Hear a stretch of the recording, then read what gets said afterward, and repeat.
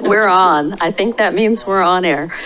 I call the 2,400th, a nice round number tonight, a 2,400th meeting of the Milwaukee City Council to order. This meeting is being held in person at City Hall and by video conference.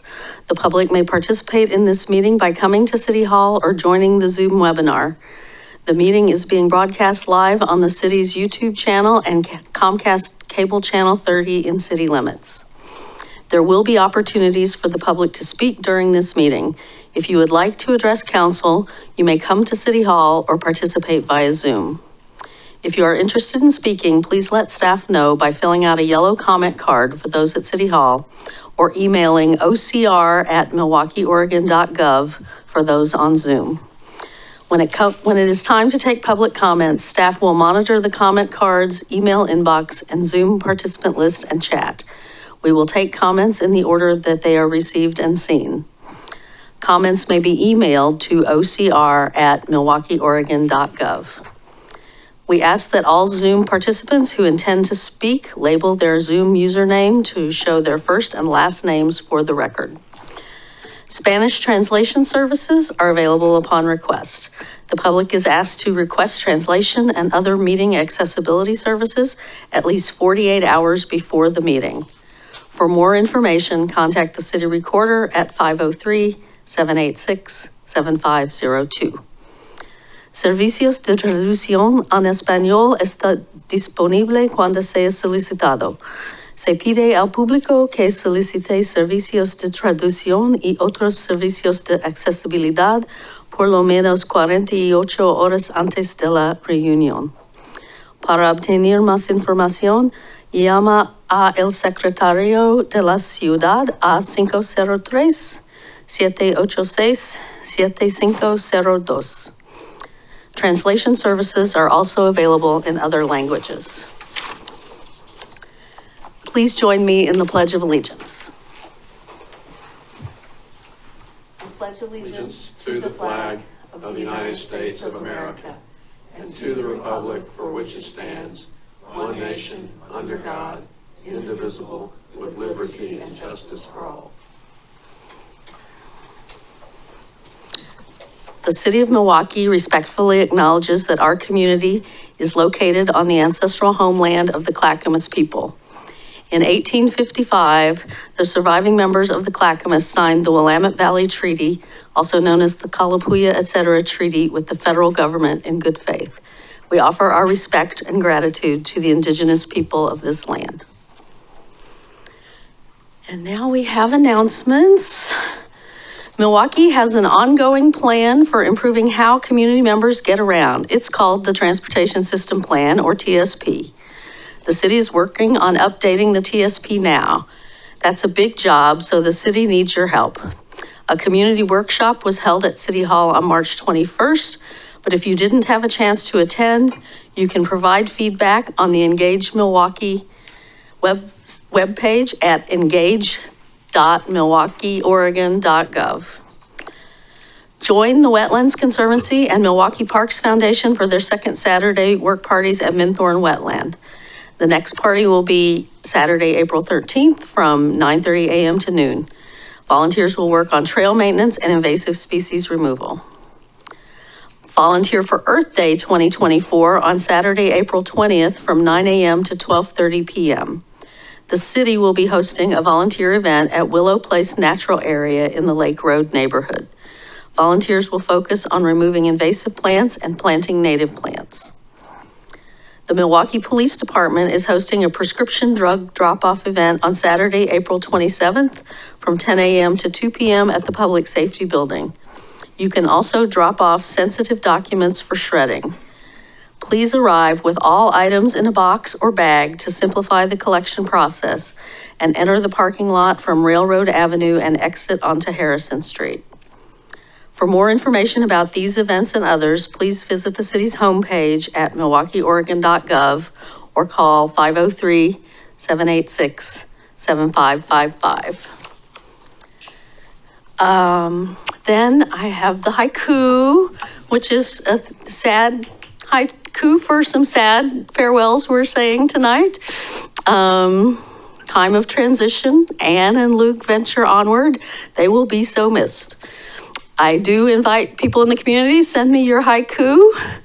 I need more contributions. The people tell me they like it, but nobody's sending me any haiku to read. So, yeah. So with that, that leads us into the city manager talking about the departure of our police chief. Can the police chief please come up? And actually, I think Stephanie should come up too, just for fun.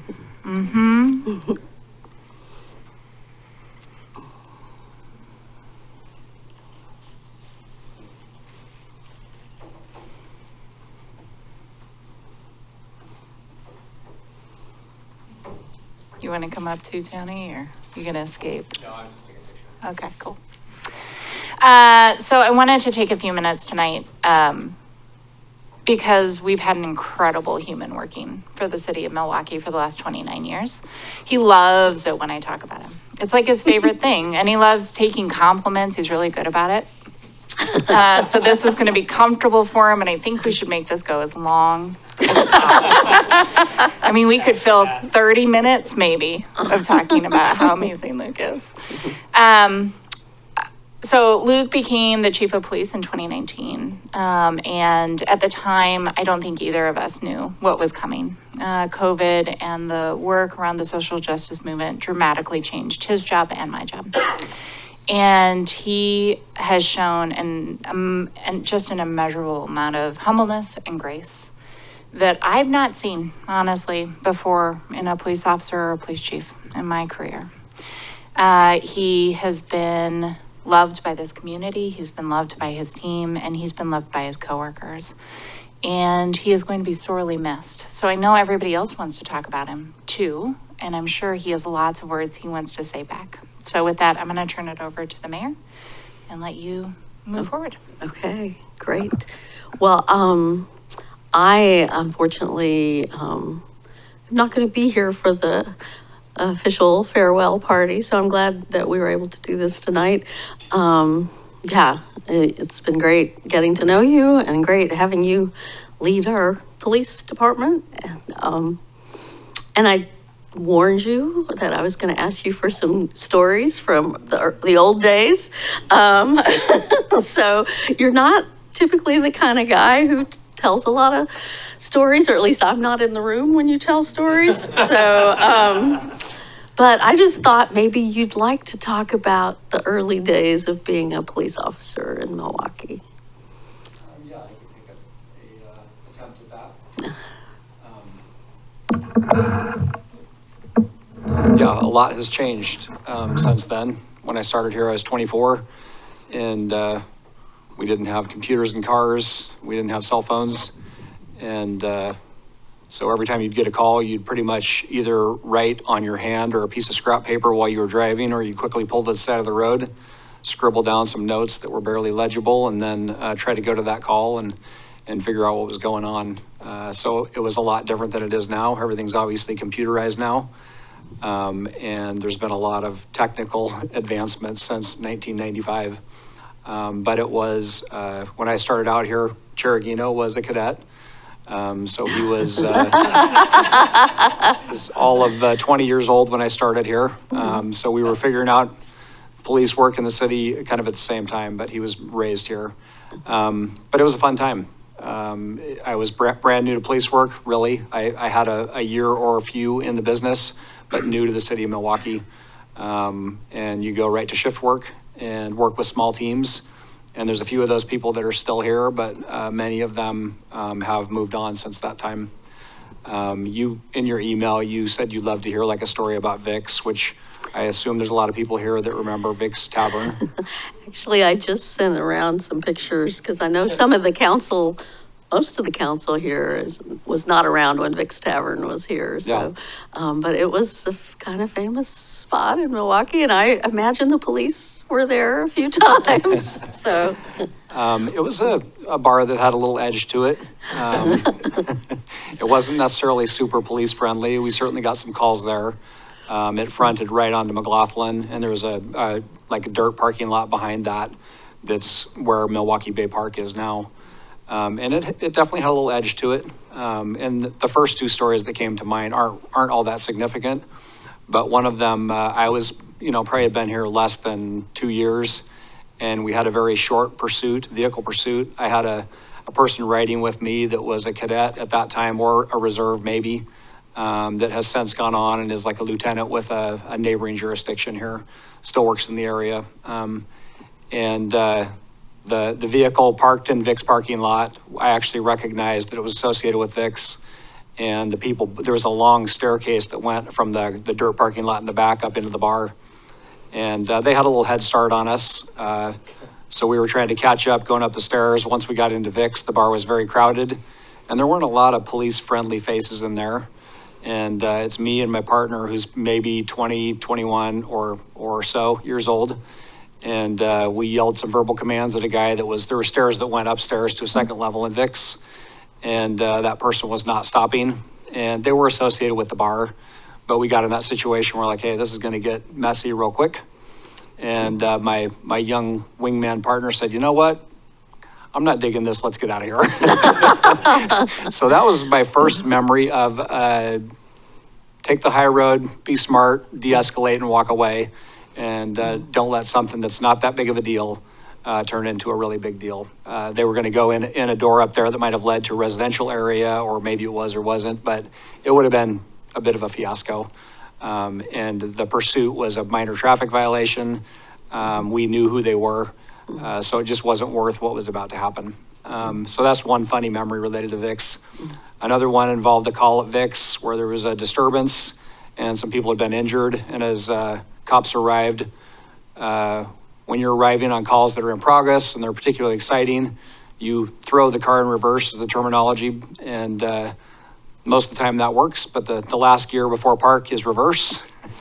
So cops arriving, headed south on McLaughlin, threw a car in park and bailed out of the car, and then realized it was actually in reverse. So it was headed north in the southbound lanes of McLaughlin at night into oncoming traffic. I think there was a minor little damage to vehicles. And there's that realization that it was not me, for the record. But yeah, when a cop jumps out of their car and realizes, oh, my car is driving away from me on a highway. Not ideal. So those are the only two sort of immediate funny memories that came up related to Vic's. Well, I appreciate that. Yeah, I would love the chance at some point to just sit around and have some more stories, but thought I'd turn it over to other counselors if they wanted to say a few words. I know there is a staff send-off for you, and I'm hopeful that some of them are going to be able to attend that, but I unfortunately won't be here. So, Counselor Stavanger, do you want to start? Hi. Well, I haven't known you for 20 plus years, so sorry to have missed out on some of those experiences, but I do remember the first time I met you, and it was in a neighborhood association meeting. You were coming in, you know, covering and doing the report, and I think what struck me the most is just the way that you entered into the space. Very respectful of folks that had created a sense of community in that room, and you matched that feel in the room. And that's something that's really rare to find within law enforcement. It takes a lot of self-awareness, and it takes a lot of reflection, and it takes a lot of empathy, and really kind of realizing that, you know, the world is a pretty big place. And I just really respect that that was the first experience that I had with you. I think when we all think about Milwaukie, we want to think about, you know, our town as being this really amazing community. And I'm happy to say that the police department is a part of that feel for me and for my neighbors. And in large part of that has to do with how you show up. And I want to also mention that One of the other really formative experiences that I've had with you is there was an equity-related training that the whole city council participated in, and community members were a part of, and there was the representation from your department was commendable. You had been in sessions with that facilitator earlier in the day. Some of you had been a part of sessions earlier that week. Every single person showed up at 100%, contributed, was there in a very vulnerable place, and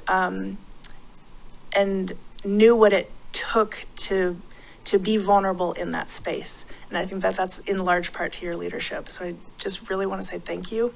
And it's been an honor to know you for even a few years. Thank you. Thank you. Thanks, that's a good one. Chief Strait, I've said this a number of times. This department is not just an example to this state, but it's an example to this country of how your police officers can serve the people in shared values. And it's because it starts with you and your leadership and what you've done and the support you've provided your officers and the officers that you've brought here, and just the culture that you've set, the standard you've set. And I can't say enough about that. You are a great man. What you've done here, it should be nationwide. I mean, you've done something here that I think some people may overlook it. Not because they want to, just because they may not know the details. But for example, the DEI work that you've initiated, and you were proactive about it, and you did a lot of things that some departments weren't doing yet, and you didn't wait till an innocent life was lost to do something about it. And I appreciate that, because your proactiveness and what you've done, your leadership, it speaks volumes. It's shared within the officers that take our streets. Your handprints are everywhere. And what you've done guiding us through the pandemic, some of the most important times in racial justice. You're incredible, sir, and I'm proud to have been associated with you and to know you on a personal level, and the sacrifice that you've made. It is a sacrifice every time you put that uniform on, hell, even when you're not wearing that uniform, right? Because you're probably going to be the guy who does something when something goes wrong anyways. And the sacrifice that your family makes for that, it's a lot, and you've dedicated so much of your time and your life to others and protecting others and to caring for your fellow officers, and that speaks volumes, and it's something that I admire so much about you, and I look up to your leadership style, and there's a lot that a lot of us in this room and outside this room and hell across the world can learn from an individual like you. So whatever the next chapter is, you're going to be looked to quite a bit for what you've done here, and I appreciate that very much. Thank you. Well, Chief, I really appreciate your steady hand. And I say that with a lot of admiration, because it's not only been your steady hand, but you have built a department that has a steady hand. And, I can echo what's already been said, but I just want to highlight one incident. This was it goes a few years back, is that there was a armed confrontation in the area of King in the Safeway grocery store, as I remember it. And there was actually one of our police officers who was wounded in the incident, as I remember. And you can imagine a situation like that really getting out of control, because we see about it on the news all the time, with dozens of shots fired and multiple people injured and possibly even fatalities. And that steady hand of you and your department kept that situation from escalating. And that says so much about your department. And so from this resident of Milwaukie, I want to thank you and wish you well in the future. Chief Strait, I unfortunately didn't get to work with you as much while you were chief. So on my last day on the council, I did work with you, but you have been an amazing chief. And even after I left, I heard great things about you all the time. I don't want to just keep echoing what's been said, but the equity work that you're doing is progressive, it's forward thinking. You've been awesome with that. I do want to highlight that recently, and the mayor sent this out, there was an article about open records and transparency in government. And you were listed at the top of that as one of the shining examples for this region as to how transparent and open you were in working with the media and others. And so I do want to highlight that because that was a shout out to you and it reflected so well on the city. And I thank you for that. But I also want to say, and it's been mentioned in other ways, but you project a confidence, but not an intimidation. And you're approachable, and that makes all the difference in the world for a police chief. And I think that you're setting the wonderful example for the other officers. And I just have enjoyed working with you in this little time, but also hearing so much about you. So I wish you well in the future. Thank you. We're going to hand it back. I did just realize as we were all talking that I'd be remiss if I didn't talk about the pretty incredible humans who got Luke to this point too. We've had some great chiefs, but I also just wanted to call it Steve Bertal in his process of making sure that you were ready for it. We were incredibly lucky for the work he started. So with that, I'm going to turn it back to you. Thank you. Thank you all, folks, for the kind words.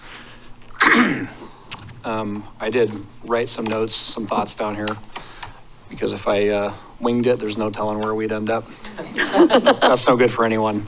Lisa would get the story she wanted. I'm sorry, Mayor Beatty. I'm often the voice and face of the department, so there's times when I'm getting credit for a lot of things that other people have done or things that entire teams have done together. And that's true in many cases. A lot of the things that you folks mentioned were things that Ann had a tremendous amount to do with. And that has to be pointed out repeatedly. And a lot of the great work that has been referenced is done by everyone but me in the organization, literally.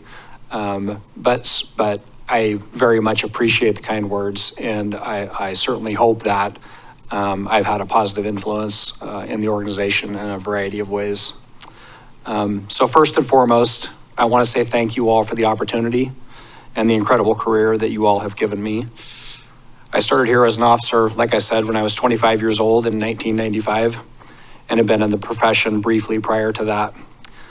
I find myself now looking back on the past 30 years with a lot of gratitude and a very full heart. I mentioned some of this stuff. When I started here, we still had our own dispatch center that was in the Milwaukie Public Safety Building. In 1995, they had just moved into that building within the previous year. And prior to that, as some of you may know, they were working in a house that was on Harrison right there by the Spring Creek Apartments. So they had just moved into that building within that year. We still had our own fire department, Milwaukie Fire.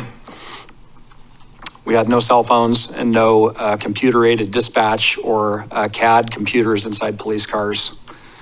Some of the equipment that is absolutely common or required today, like less lethal beanbags, which is an extended range sort of impact weapon, or tasers, those were all just things of the future. Our minimum staffing then was the same as it is now, which is our uniform minimum staffing is 2 officers and 1 sergeant. That's the number we'll never go below. We certainly try to be above that, and it's ideal to be above that, but we'll always pay overtime to stay at that number, 3 uniformed officers in police cars. There's a lot that everyone doesn't know about life and certainly about police work and about cities when they're 24 years old. And that certainly is true of me, you know, a lot more that I didn't know than that I did know. So you're kind of learning that as you go within this profession. So I very much grew up within this organization over the next 3 decades after 95. Now we find ourselves, there's computers in every car, there's cell phones in every car or attached to every person. Those computers and phones are all tracked. There's a dispatch center that constantly can look on a map and see everyone's location, not just our own agency, but surrounding agencies. They use technology to dispatch the closest available units, regardless of who pays their salary or what uniform they wear to any incident based on the seriousness of the incident. That's geo-based dispatch, and that's new in the last couple years or few years in this area. All of our officers, as you folks know, within the past 2 years, have begun wearing body-worn cameras, and we routinely fly unmanned drones, often to search for missing people, or to locate people who are dangerous related to felonies that have occurred, to locate them in the safest way possible.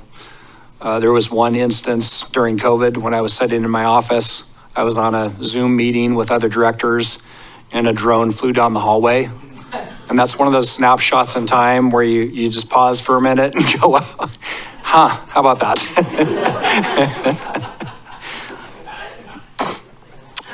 We have really active social media platforms on about 4 or 5 different platforms that are managed extremely well for someone who is a patrol sergeant doing probably working 50 or 60 hours a week.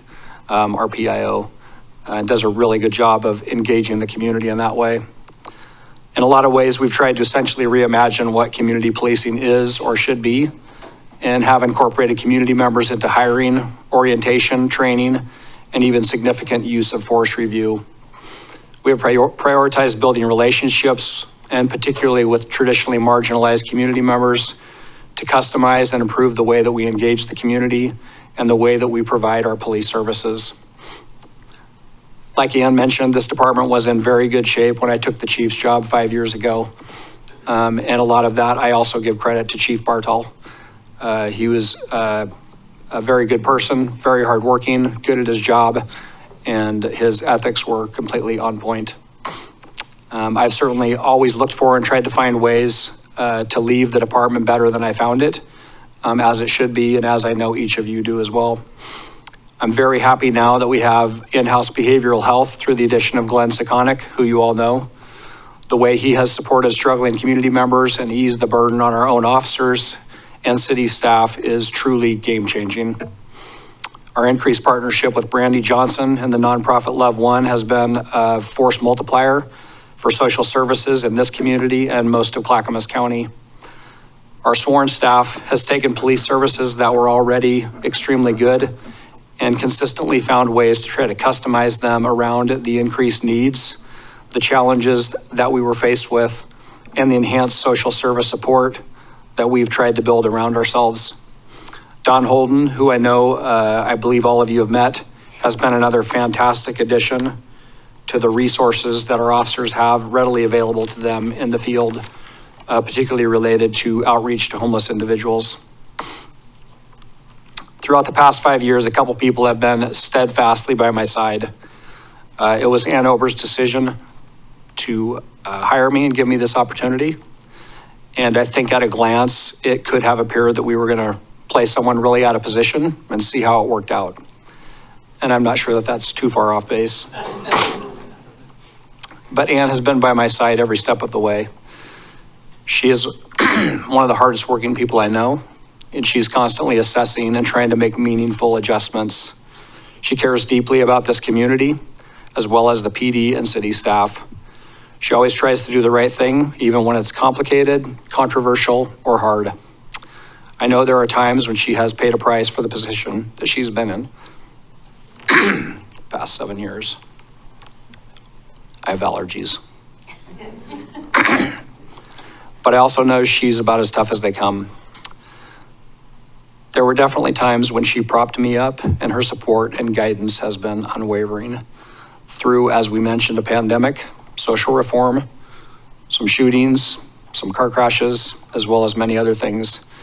She showed up at the office, the hospital, or the scene time after time to offer her support. Thank you. I also want to thank my wife, Stephanie, who's here today. She's another person that kind of strapped into this roller coaster with me 5 years ago. And you kind of have an idea what you're getting into, but you also don't. There were some interesting times in there that I know definitely challenged me a lot. And because of that, they also challenged her. And she's got her own life, her own career, and children. And at times, all that gets put on hold to kind of help us manage the city and the police department.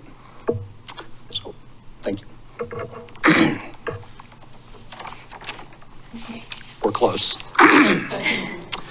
Incoming Chief Ryan Burdick has also been one of the people that has been by my side, particularly the last 4 years since he was sworn in as a police captain.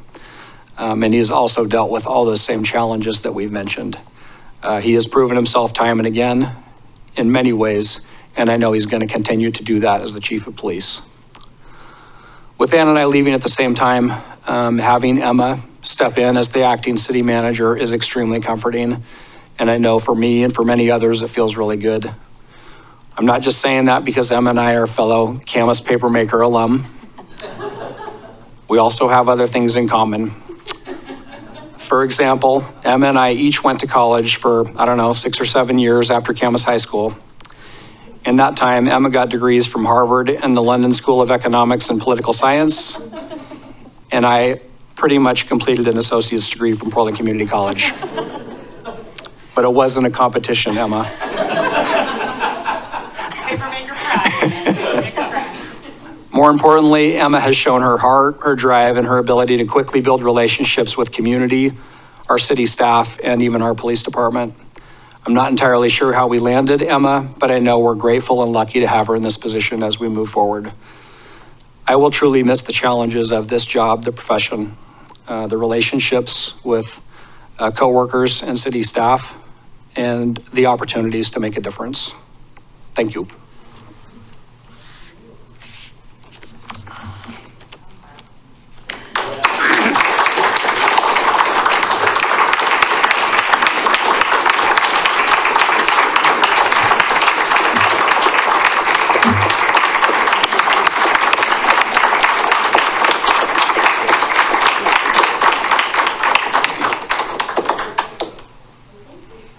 I think we'd like to get a picture with the chief and his wife up here and the other officers who are here too. Can't hide back there, gentlemen.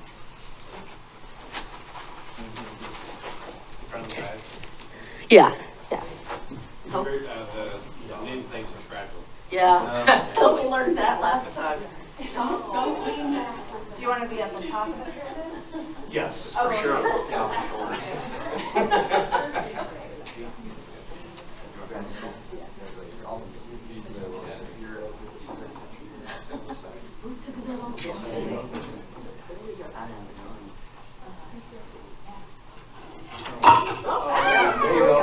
I didn't do it. Mr. Mayor, 5 bucks. Ready? 1, 2, 3, 2, 3. Say papermakers. Okay, thanks. Oh, another $5. That one wasn't me. That was me. That's just because your last name is up. I know, right? All of us. We should have a valve off. I know, right? I need a jar. Every time somebody drops one of these signs, you put money in it. There's some ballistic tape. You tried that. Oh, really? Just barely. Okay. Oh, they're just hanging out. That's insane. All right. Well, that was an emotional way to start the evening. Okay. Next item, Child Abuse Prevention Month, a proclamation presented by Police Captain Tony Cheragino and representatives of the Children's Center.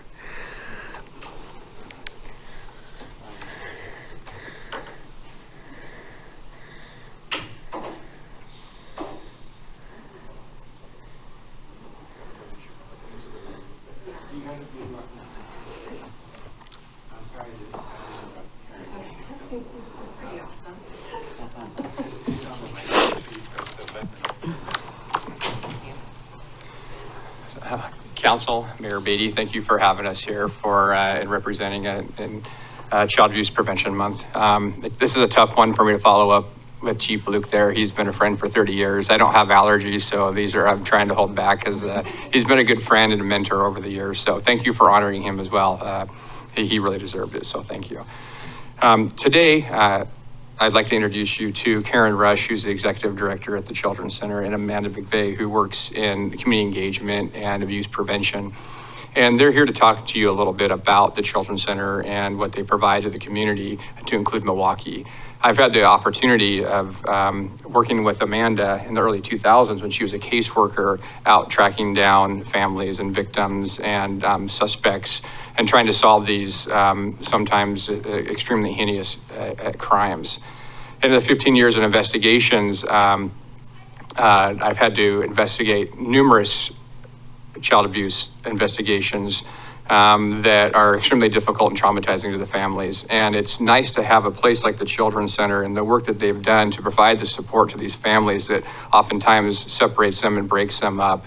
Provides the trauma that they have, that the Children's Center provides relief and counseling. And there's so much more than just investigative interviews and helping out law enforcement, what they help to these families to get back into the community and to move on from this tragic incident that they're dealing with. So I won't take up any more of your time, but I would like to introduce Karen and Amanda to speak a little bit about that.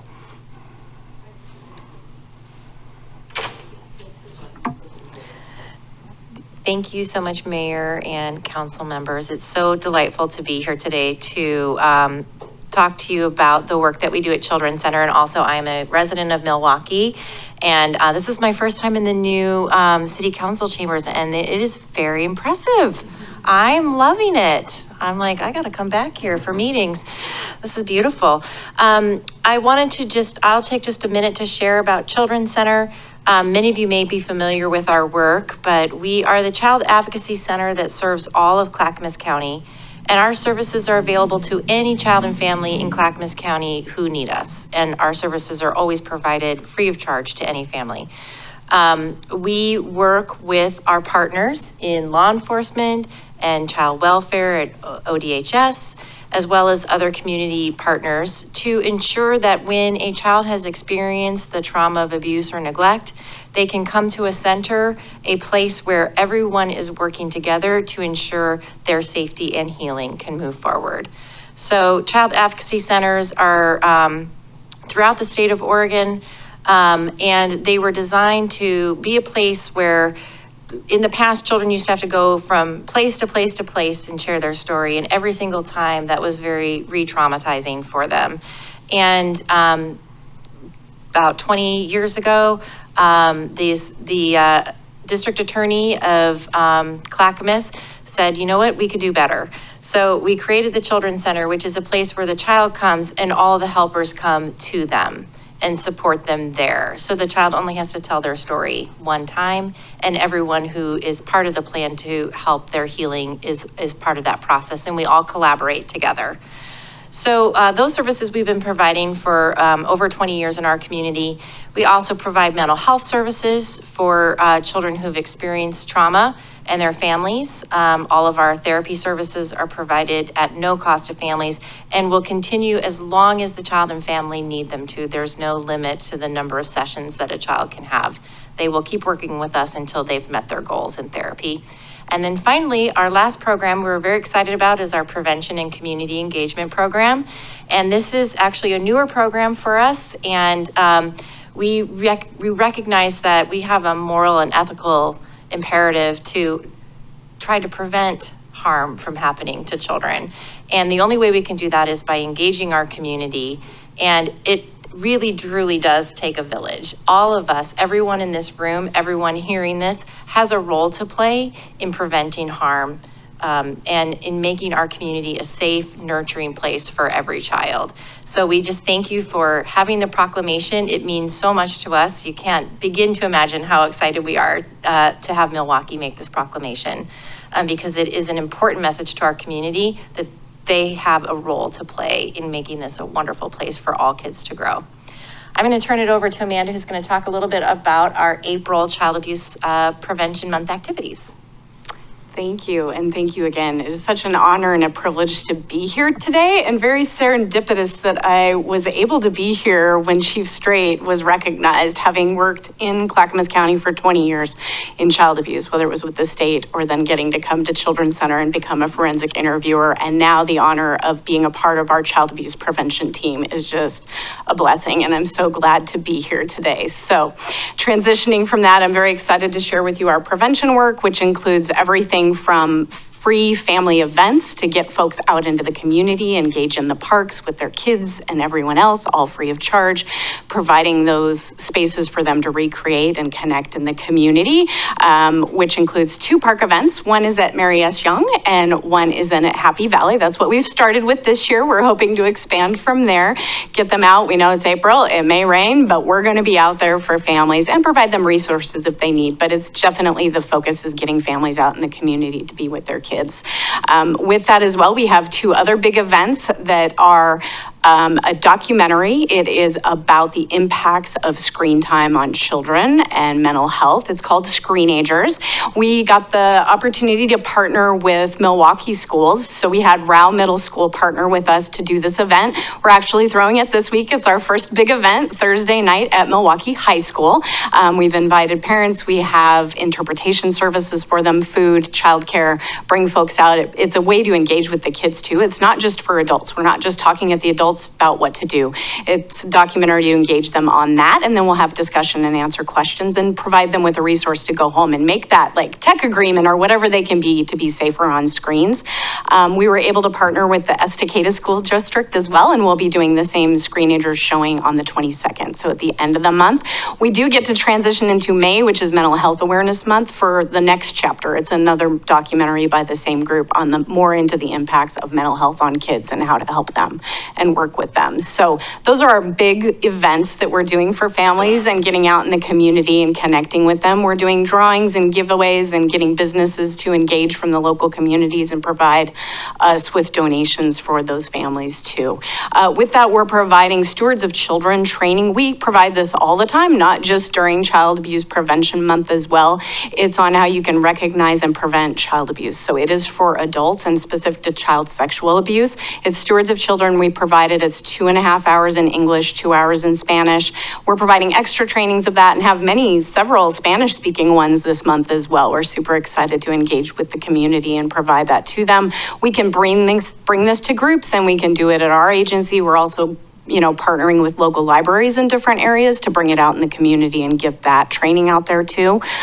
With that, we've, recognizing the impact of screen time and technology and safety for kids and the community and families, we have an online safety training we're doing for parents as well. And we're going to develop from there. As Karen mentioned, we're growing. So we're looking at what does the community need? Where do we want to reach? What are the next steps and goals? We're super excited at what that's going to bring, as well as resiliency and some parenting tips for parents as well. So several different things, and this is kind of a big thing to jump off our prevention team this year because we have grown and we're able to do more and hopefully do more in the future. So thank you again for your recognition and allowing us to come to speak, and thank you for your time. I would also like to extend an invitation to all of you on April 11th, 7:30 early in the morning. We're having a community leaders breakfast, and the idea is that we've invited elected officials from all over Clackamas County to join us, to network with one another, to tour our center, and to learn a little bit more about how, from a policy and systems level, we can make our communities safer for kids. I did send you an email invitation, but sometimes those get caught in junk spam filters. So if you'd like me to send you another invitation with more detail, I'd be happy to send that to you. And but we would love to see you there if you're available. Thank you. Great, thank you. And I will note our librarian is in the back of the room, and I was interested in that Stewards of Children training. And I can come take it at the Children's Center, but maybe it's something we would like to bring to our library. I hope that they'll look at that. Anyway, well, with that, I guess we'll read the proclamation.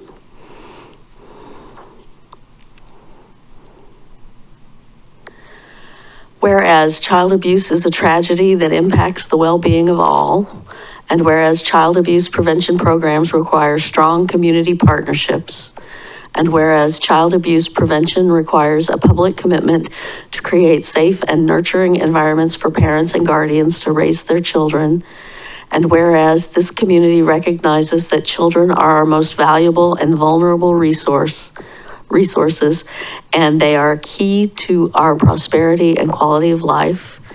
And whereas by providing a healthy environment for our children, free of violence, abuse, and neglect, we can help ensure that Milwaukee's children will grow to their full potential. Now therefore, I, Lisa Beatty, Mayor of the City of Milwaukie, a municipal corporation in the County of Clackamas in the state of Oregon, do hereby proclaim April 2024 to be Child Abuse Prevention Month in Milwaukie and call upon all residents of this community to work to prevent child abuse. Thank you. Thank you guys for coming. Thank you, Captain. All right, and here's why the library director's here. National Library Week is our other proclamation today.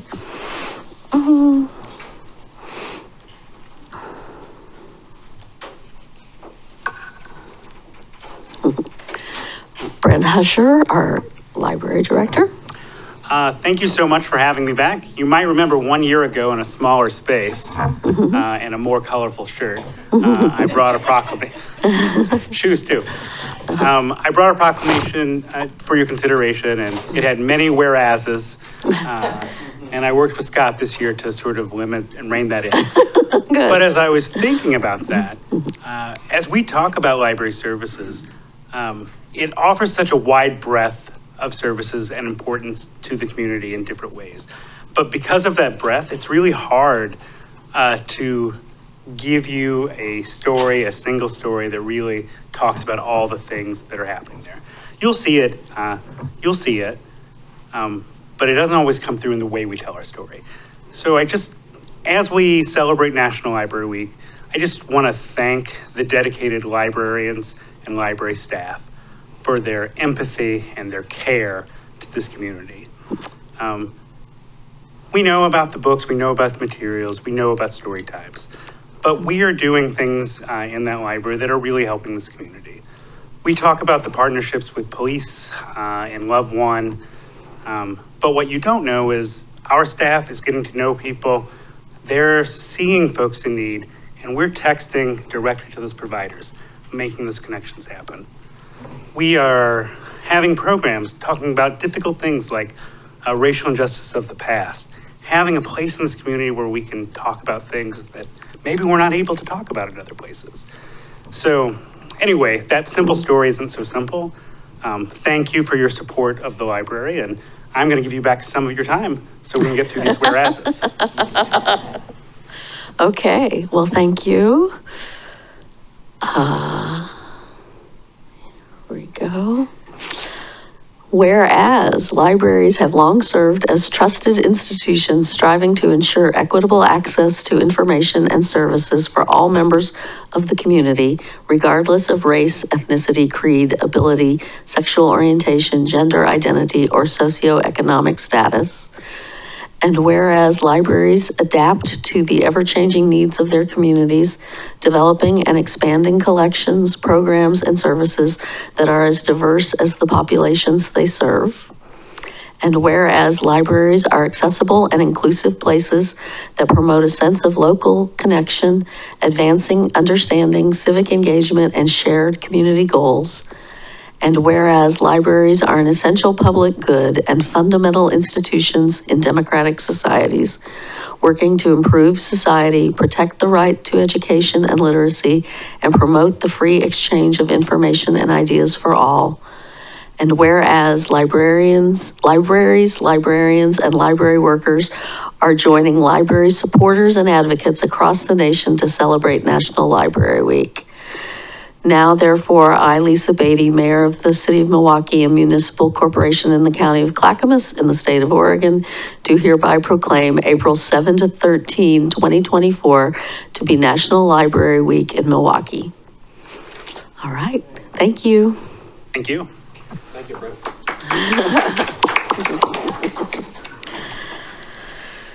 All right, and then we have a special report presented by Councilor Kosrabati. Yes? Actually, not by me. I was contacted by I believe a Milwaukie High School student. They attend Milwaukie High School, is that right? Jackson Hall, to talk about the current drug issues that our youth is facing, as well as our community. and how it affected him and his family. So it's a pleasure to meet you in person, and the floor is yours. Greetings, council members. My name is Jackson Hall, and I would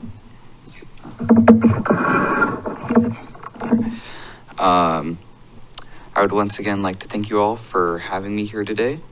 I am a student at Rex Putnam High School, and I'm here to talk about drug addiction and how it affects not only those who do drugs, not only those who are immediately around it, but children. And a lot of people don't think about that. And I'm not here with a lot of statistics, but I'm here with a more personal story. My immediate family is consistent of my mother, me, my father, and my stepmother. My father has 6 children, 2 of which are stepchildren. The ages of which they are in order are 25, 22, 21, 20, 20, and 15. You may have noticed I said 20 twice, and that was not a mistake. What would be another 23-year-old is unfortunately stuck at that age forever, and her name was Tessa. Tessa was born December 11th, 2001, drug and alcohol addicted. Her biological mother had been using such drugs while she was pregnant with her. Tessa, being born under drug addiction, and has caused her many problems in life, some with impulse control, some with just a lot of problems. And a lot of these problems caused her to unfortunately get involved with the law. She was put into custody at the age of 12 due to an incident at her school, and through the judicial system was eventually replaced into Oak Creek Correctional Facility in Albany, Oregon at the age of 14 due to repeat offenses. She stayed there until she was 19. Only in 2020 was she released. I got to see her roughly about twice a month. I regret not seeing her more. And it's hard to live with such regret. There were a few times where they would let her come and stay at our house for a night or two. And one of these times was the last time she would be at her house while we were both there. And that was in 2016, when I was 8 years old. When she was released in 2020, she was placed automatically under her biological mother's care, who had recently been released from prison. And her mother was an abuser. Her mother's relationship with her was very physically and emotionally taxing on her. I'd only been to her mother's house once, and that's where my last picture with her was taken. That's the last good picture I have with her. During that same year, she eventually gained the grounds to move away from that household, and she moved to Texas to avoid all of the drugs and bad problems that had happened up here for her. She had stayed with her grandparents just to reclaim herself and try to gain control for a few months. She had been making good progress. She really had been. The only time I could talk with her was on the phone for a while. She moved back up to Oregon in 2021. And when she moved back up to Oregon, she went from place to place in sober living homes to gain control of her life, because she was making an effort to get this thing out of her. And one of the ways that she was able to do that was through the Oregon Trail Recovery Facility, which is a couple blocks from here. So The last place that I remember being able to be with her was at one of the sober living homes in Northeast Portland in 2021. It was during the height of the pandemic, and it was very hard to be there. We struggled because of COVID restrictions, and we were supposed to not be within 6 feet of each other. I broke that rule, and I'm very glad I did, because that was the last opportunity I had to hug her, and it was worth it. And that's the last time I felt her touch.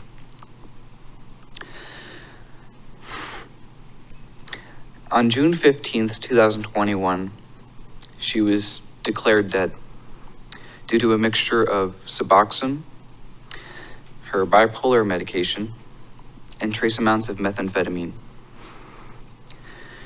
She was trying to attempt herself to wean off of the meth so she could try to get herself off of this addiction.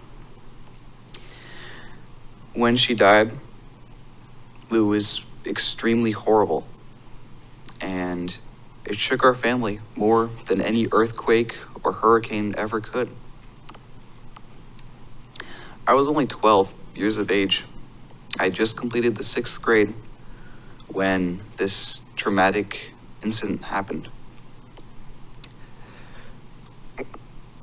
I was so young that I never knew the fullest extent of how and why she died. I was always given bits or pieces or distorted in a way that I could understand. I only recently knew the full story when doing research for this presentation. This death has been one of the toughest hurdles in not only my life, but the family members around me.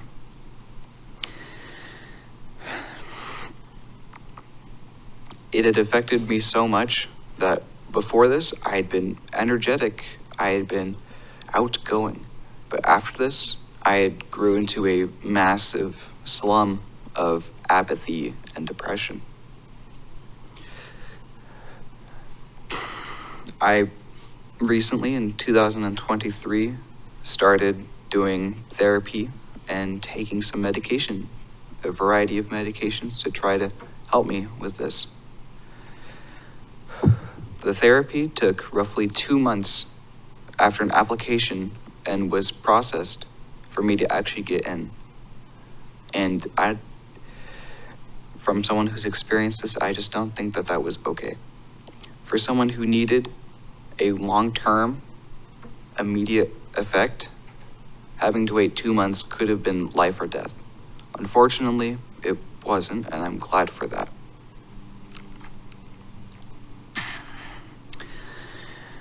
"10 days after Tessa's death, it happened to be my brother's birthday.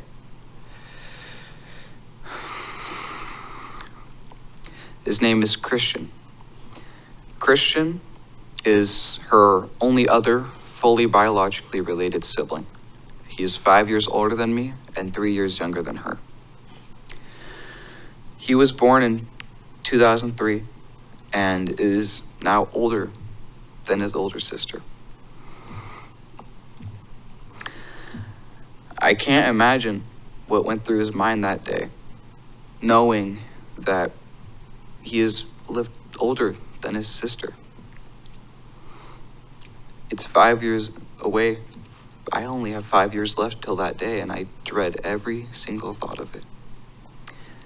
And that shouldn't be going through the minds of a youth. That is something that my grandparents are dealing with. And it's not something that should ever be through someone's mind, especially not such a vulnerable youth in that position.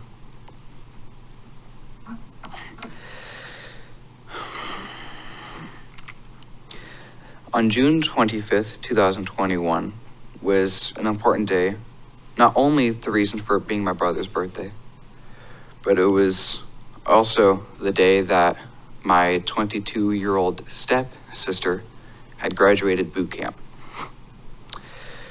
But she also received the news of Tessa's death.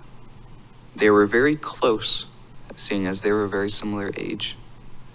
And I can't even imagine what she had to go through, much less my brother or myself. Graduating from something even as minimal as it was boot camp, it's still an amazing accomplishment. But having that experience or that thought on your mind that I succeeded this day, but someone else hasn't, someone else died, it must have been a very hard thought for her to process. To make matters even worse, that night, my stepmother would fly back to arrive home, and my father went to pick her up at the airport.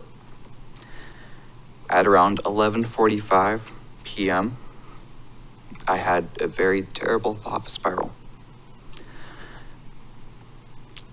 I almost killed myself that night, and that's not something any child should even think about, much less anybody. The fact that my sister could no longer be here almost made me want to join her. One of the things that was holding me back was the fact that if I killed myself, who would be next? And that's not why someone should be alive. That should not be a reason. Because if that's a reason, then who knows the type of rolling stone snowball effect that could have. People should have more than that to live, especially a child. A child has so much to look forward to in life. But to have that be one of their main reasons to live is not okay. One of the physical reasons why was my dog. My dog was there, and they were able to help me through it. And it's not something that I could even consider beforehand. Just having something there helped, which is why I heavily recommend that, and if anybody's having those thoughts, just to sit next to somebody. It'll make your and their day a lot better. One of my thoughts looking back at that moment is, if drug addiction can have all of these excess effects on those around it, then why let it run rampant in our community? That is something that I still can't answer, because it really shouldn't be.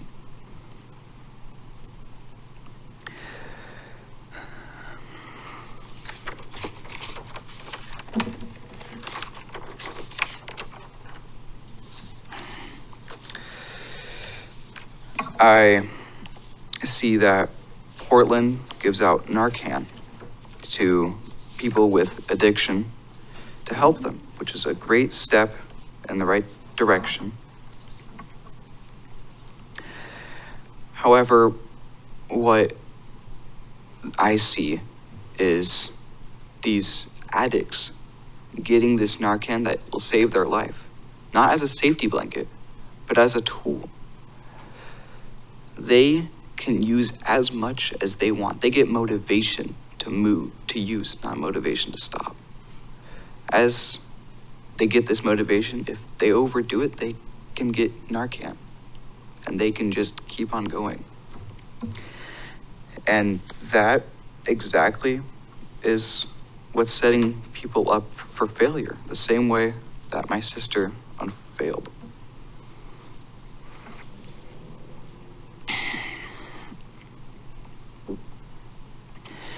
In Oregon alone, there are 615 people each year dying from drug overdoses. That's over 12 a week. 12 people being added to graves. 12 people who should not be there. They don't belong. They are preventable deaths. That's almost as high as 2 a day. 2 Tessas a day are being added to cemeteries.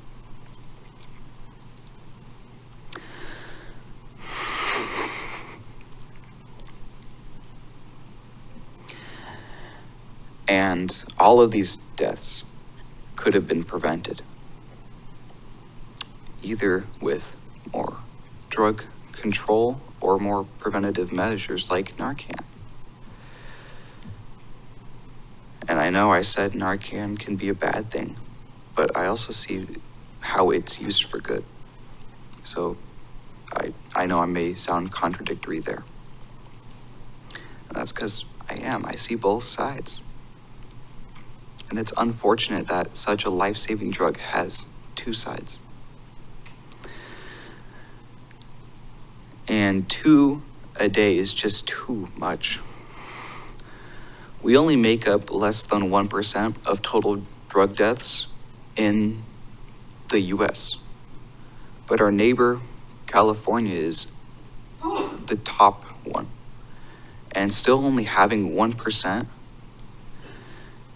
we are doing relatively well. But it relatively is a very blanket term.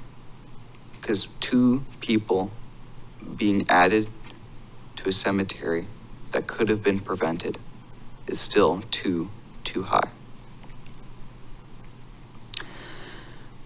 I think things need to change, as they should have. If we continue to allow addiction, specifically drug addiction, to spread rampant, we could fill Willamette National Cemetery with these people in no more than a couple of years. And that is a very terrible picture to have in my head. So my question to the board members is, what are you doing to stop Tessa's death every day? Thank you for having me.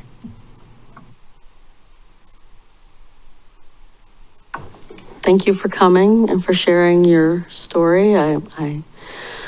You're very thoughtful in the way you presented it, and you obviously put a lot of thought into it. And it's interesting that you even mentioned the treatment center here a few blocks away. That was one of the ones that she attended.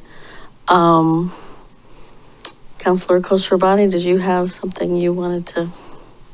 I wanted to thank you, Jackson, for having the courage to be here. This is my first time hearing Jackson's story. He did share a little bit with me in an email. I think there's a few of us up here that share in one way or another a similar experience. And there are some things that the city is doing. I know recently we have, along with Councilor Stavanger, we've made sure we've put, I forgot what they're called, those packets to dissolve the unused medications. We've stored, we have these new packets that the county is putting out. It's at the public safety building and out the library. And they help deactivate any unused drugs, prescription drugs that people may have at home. So that way that doesn't fall in the wrong hands. Right now, the county, Clackamas County, and is it Washington, or is it Multnomah County, that are teaming up together to do a prevent overdose campaign. So there's some materials that they've given us to do some social media campaigning around that, resources, and trying to connect people with those services. What I would like to do personally, and I've talked to Councilor Stavanger about this as well, is we would like to, since the new changes to Measure 110 have happened now, I think it would be great for us to put on some sort of a forum that would invite county officials as well, and law enforcement to talk about what those changes mean, talk about resources. We can invite other people that are in substance use and mental health. Actually, that's my day job. I I'm in veteran mental health and substance use, however. But that's something that we'd like to do, is put on a forum to where we can have some of the stakeholders and decision makers be there to answer questions and to also explain how the new changes to Measure 110 apply and how they're going to affect our communities and our policing. And also, again, the resources, right? We as elected leaders, cities as a whole, we're a little bit limited on what we can do. However, our voices are loud.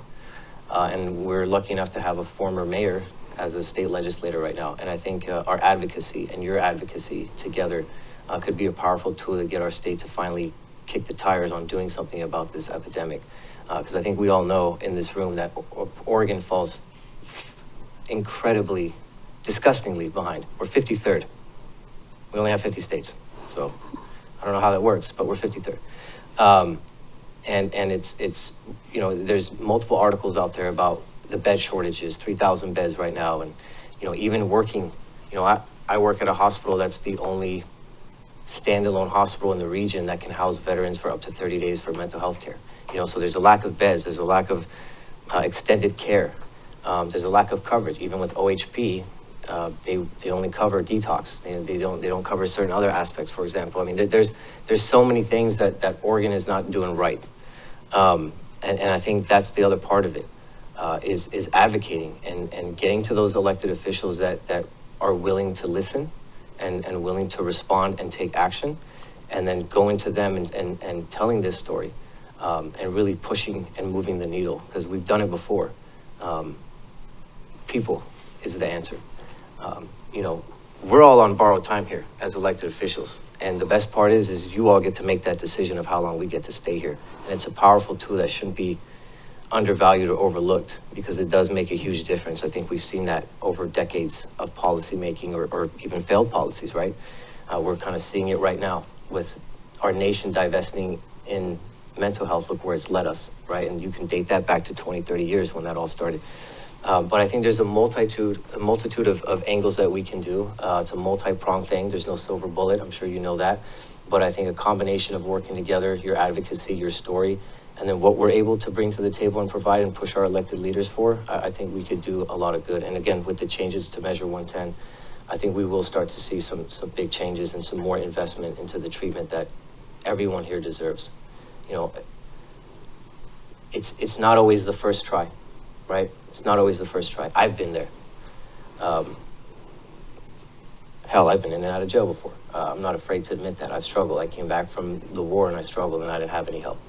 But not everybody has to go to war to come home and struggle, right? Sometimes the struggles are here. And I think that the more that we can tell our stories, the more that we can share it, the more that we can erase the quote unquote embarrassment that some people may feel, the more we can stop pointing the finger at the people that have this addiction disease and blaming them, and start pointing the finger at the ones making decisions and providing resources for those people to use. I think that's all part of it, breaking down those barriers. I try to tell my story. So I'm like you too. I almost took my own life at one point as well, because I lost my sister too. And she took her life through overdose. And unfortunately, last week, I lost a fellow Marine to overdose. So I'm right there with you. And I think the more we tell our stories, the more we put that out there, the more we empower others to do the same. And that's how you break down those barriers. That's how you change minds. It's hard to tell somebody no when they're right in front of you telling you a powerful story like that. And if any one of our leaders decides to say no, well, you know what to do on November. So again, the advocacy, working together, and anything that we can do. I don't want to speak for everyone here, but I'm assuming that every one of us on here are willing to do something, anything we can in our power to help. And I think starting off with the forum, getting some stakeholders in there, you in there to tell your story, I think that's a good starting point, start educating people more about what's out there. Did anyone else want to say anything? No. Jackson, I want to say thank you for being here. It takes a lot of bravery to not just get up in front of an official group but it takes a lot of bravery to tell your story. And I really appreciate you doing that. Because just like Councilor Khosrowbadi mentioned, you telling your story inspires other people to realize that it's okay to tell theirs. And somebody who's watching, or somebody who is touched by your story tonight, they might feel more comfortable, you know, and find a path to work through some of the pain that they're feeling. So I hope that you give yourself I hope that you give yourself enough appreciation for how much it takes. It takes a lot of guts. And I wanted to also mention that, like Councilor Khosrowbadi had mentioned, I've lost 2 family members to addiction. And I think the hardest part, honestly, for me is trying to figure out how I channel all those feelings.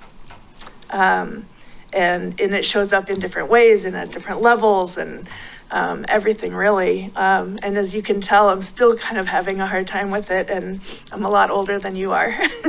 So one of the things that really helped me is to realize that there's a professional path that you can go on that really brings some skill sets, some professional skill sets and a career skill set that can complement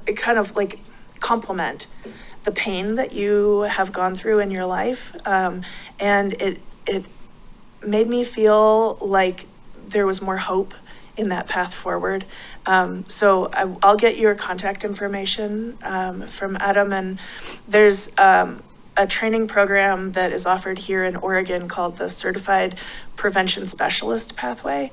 And I'm not sure if you have people in your life that have gone through that, but I went through that and it was really empowering. So if you're interested in finding out more, I'd be happy to talk to you about it.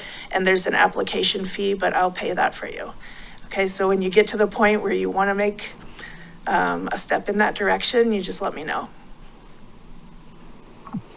Thank you, council members. Rebecca. Anybody else? No, okay. Well, I also just want to note that your family is obviously here and supportive of you, and that's important.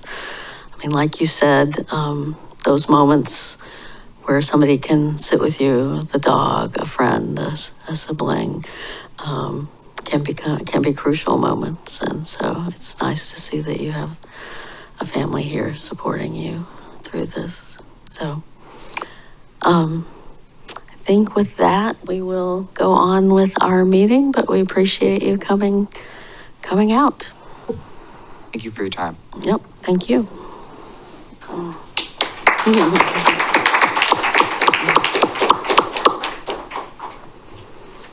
Okay. Pardon? Do you need one? No, we'll wait till maybe get through a couple more things. I'm sure we'll end up taking a break at some point. This is the part of the agenda during which council will hear community member comments regarding city business that is not already on the agenda. Before we begin, is there follow-up from the March 19th community comments, Ms. Ober? There were no community comments that night. Okay. Do we have any, I don't think we have anybody in the room who's here to give community comments. Do we have anybody on Mayor Bailey, line? there's no one on Zoom, and Okay. the only correspondence or comments that council received in the packet last Friday related to the budget. So there are no other comments or people wishing to speak. Okay, so with that, I will forego reading the rest of that script then and move on to the consent agenda. Tonight's consent agenda includes minutes of the City Council March 5th, 2024 work session and March 5th, 2024 regular session.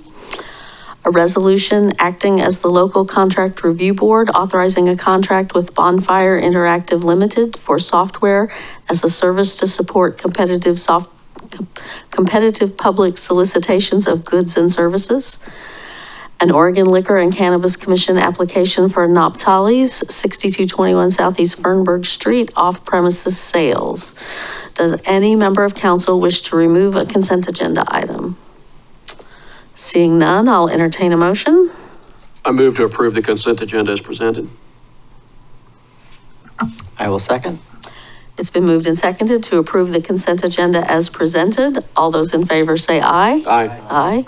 Opposed, say no. None heard. It passes unanimously. All right. Does anyone feel they want a break before we go into the more substantive? Yes, I'm getting a nod. So, okay, let's take a break for 10 minutes, come back at 25 till, and yeah.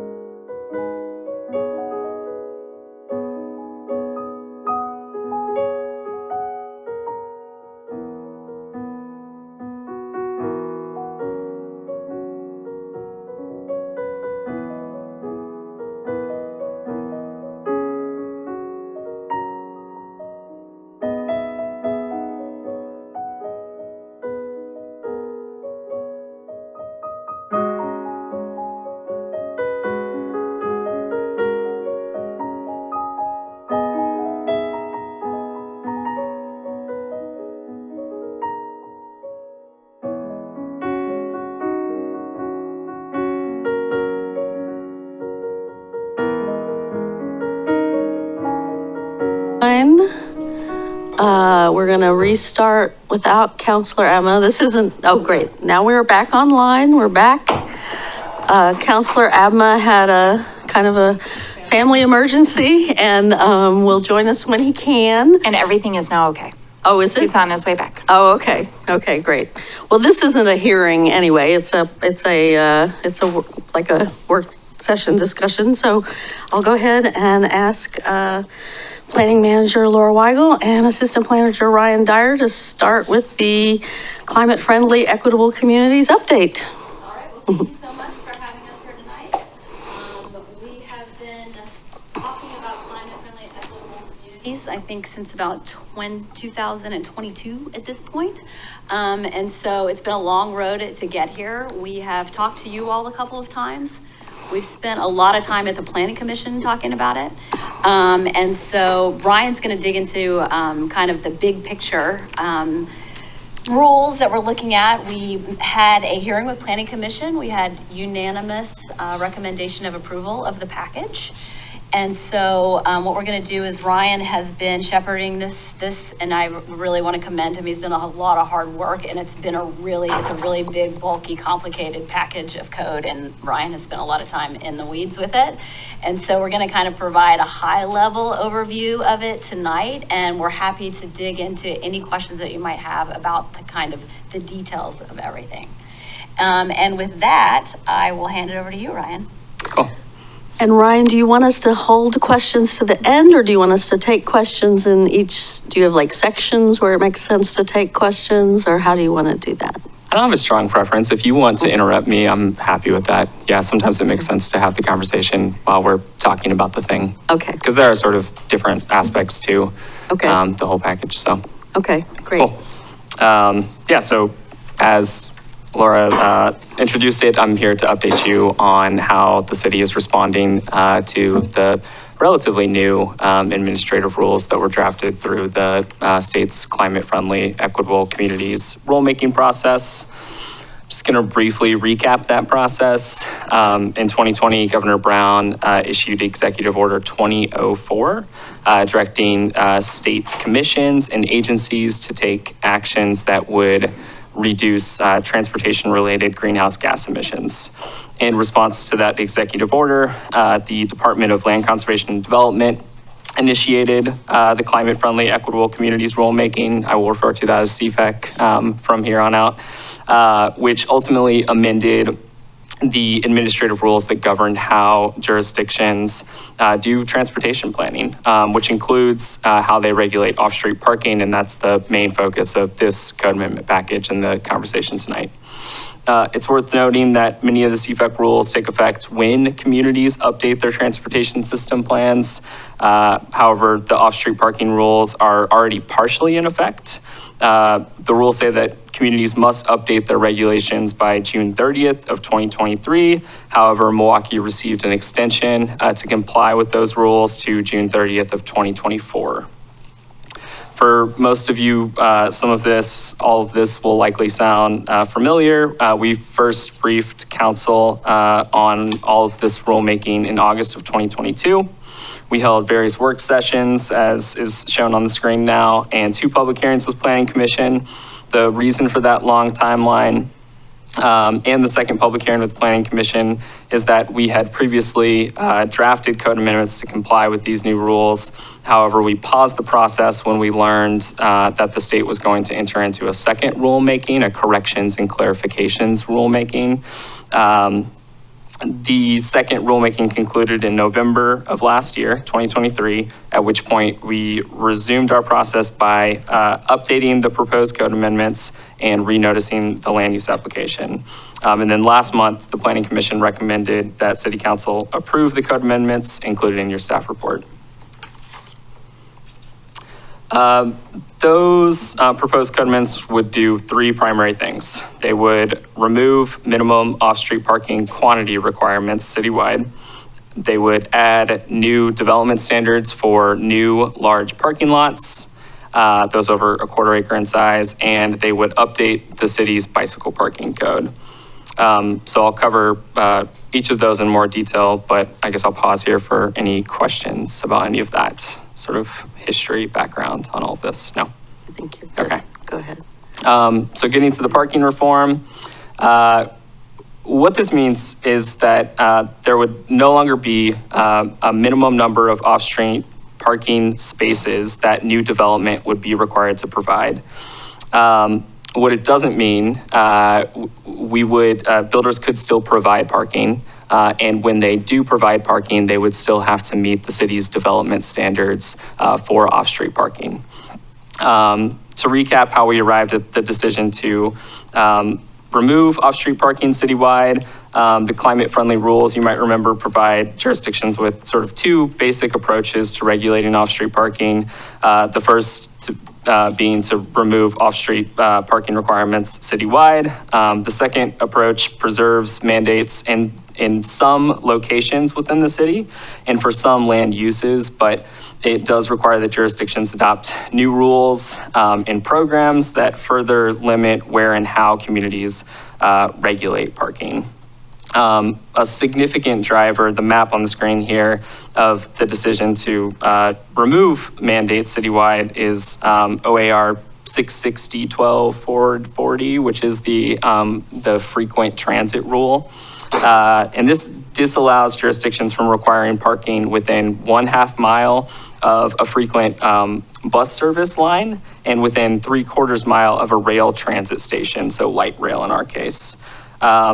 What that specific rule means for Milwaukie is that sort of regardless of the decision to remove or not to remove parking requirements, is that for roughly 80% of the city, we are just not allowed to require off-street parking.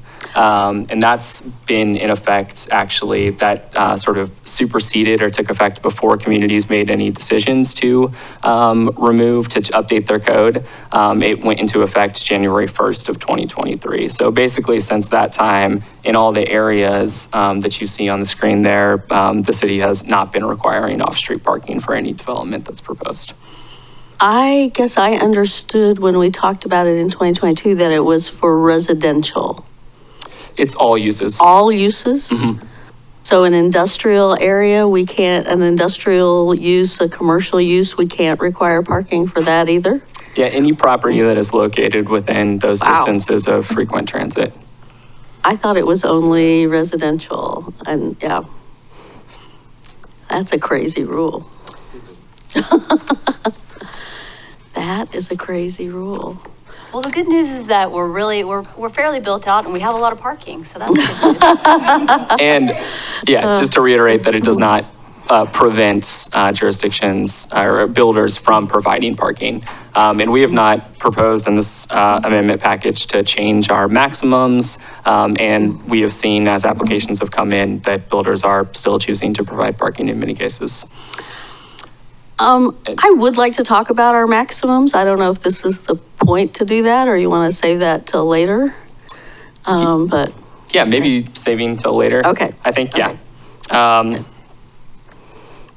Yeah, so Excuse me, I can't control myself. I've just got to jump on the bandwagon here and say again that, this community spent hours and hours and hours during the comprehensive plan and the code adoption process to come up with parking requirements that promoted more housing, but were reasonable given the fact that so many people are still driving cars and going to be driving cars for a while. And then we just got the rug pulled out from underneath us by the state after all this work had been not only done by Milwaukie, but by cities across this state. And it still irritates me. I end my sermon. well, and I will say some cities sued. Unfortunately, they didn't.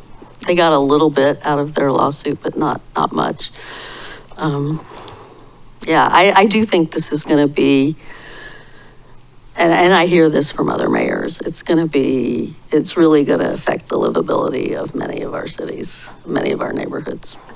It really is. But we can point everyone to Kate Brown. I just want to say one thing. It's kind of contradictory because it's like we're trying to get everyone to drive EV cars, but if you have nowhere to park them, right? So it's like, everybody go EV, but you have nowhere to put your car. It's just interesting.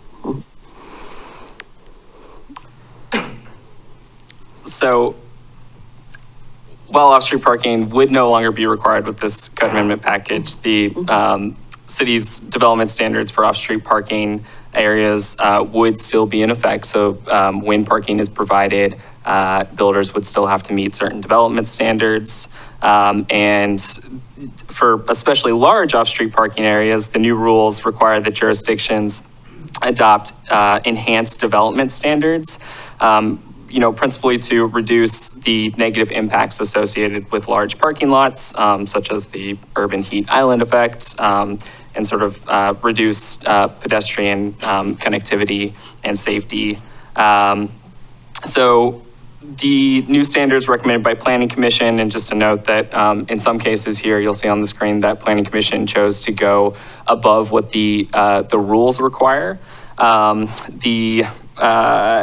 large parking lots, there's sort of three things that they would need to do, and some of this, such as the safe, well-connected pedestrian facilities, our code already requires that of new parking lots. But in addition to that, it would be a new requirement that at a base level, that parking lots a quarter acre in size provide a minimum canopy coverage of 40%.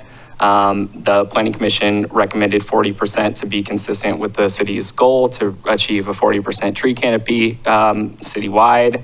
But the rule requires only 30%. The second item there is that. That's not, oh, okay, sorry. The second item is that in addition to providing that minimum canopy coverage,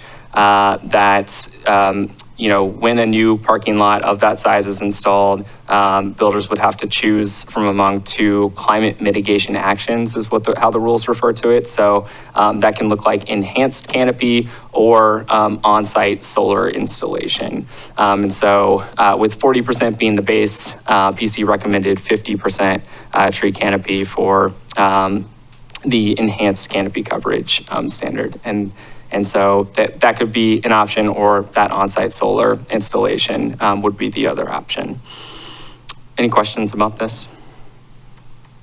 Yeah, can you give us some ideas of what's the parking lot size in 7 acres? It's more than a quarter acre, I assume. Yeah, I assume that quarter acre doesn't matter how it's stretched out. It doesn't have to be one block. It doesn't have to be contiguous, on a single property, having separate parking lots, So you're adding up the total. Okay. Correct. Okay. You look like you. Yeah, I had a question about the canopy coverage. First, I agree with the Planning Commission on upping those.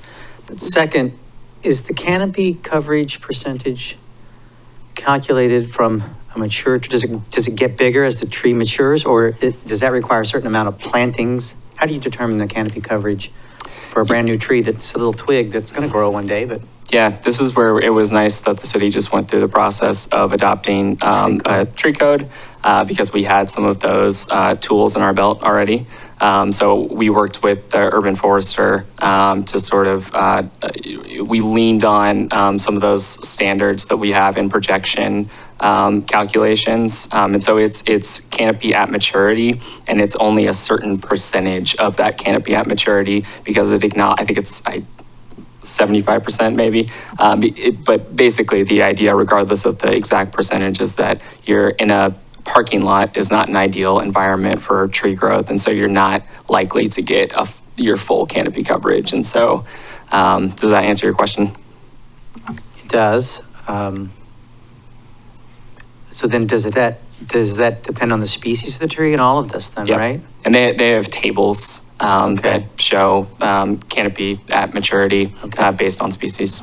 Okay, yeah, thank you. And we are doing, we are requiring enough, in our tree code, we have some regulation about the amount of ground. I don't soil remember what it's volume. called. Soil volume, thank you. So that all will be applying here too. That would be applied here, and that was actually in the administrative rules as well, that there's, you have to use sort of the best available science to when you're planting these trees. So soil volume, what else? It has to be, the way that they're planted is continuous, which I guess promotes, I am not an arborist, promotes tree health as well. So yeah, and we are again leaning on Title 16 to point people to all of those standards, and urban forestry would be reviewing those as well. Okay, great. Councilor Kosarbati? Yeah, I had a few questions. Reading the packet, this is the one that I kind of had some struggled with. Not so much of the, 40% or 50%. That's great, but do we even know what 10% looks like on a parking lot? Do we know what 20% tree canopy is going to look like? There's a lot of things that you have to figure out when thinking about tree canopy in a parking lot, right? Like groundwater, right? The permeable concrete, if they're going to use that. I mean, there's so many factors about doing that, and what I don't want is to up this to the point where again, we don't know what 10% looks like, and we want to do 40 or 50. And what I worry about is we're also currently having a number of new development in Milwaukie. Like, it's easy to build a 40% tree canopy for a 170 unit multifamily building, or even for a single family unit, right, or a single unit. Or even for a duplex, right? It's a little bit easier to do that, but for a parking lot, it seems a little bit, again, I mean, should we scale it down and do the 30 and stick with that? Just because Milwaukie is developing right now. We have quite a bit of economic development happening as well. We have new businesses coming in. What I don't want is to have two goals butt up against each other, right? So now we want this tree canopy goal for these parking lots, but then now we're putting the onus on the economic development that's happened, the developers that are building those parking lots and that stuff that's bringing economic development to Milwaukie and jobs. Now we're putting the onus on them. It's different for housing, right? Because housing, you don't go to your house to make money. You pay for that, right? So it's different. That's one thing. But when you do it on that could potentially kill any sort of economic development from happening.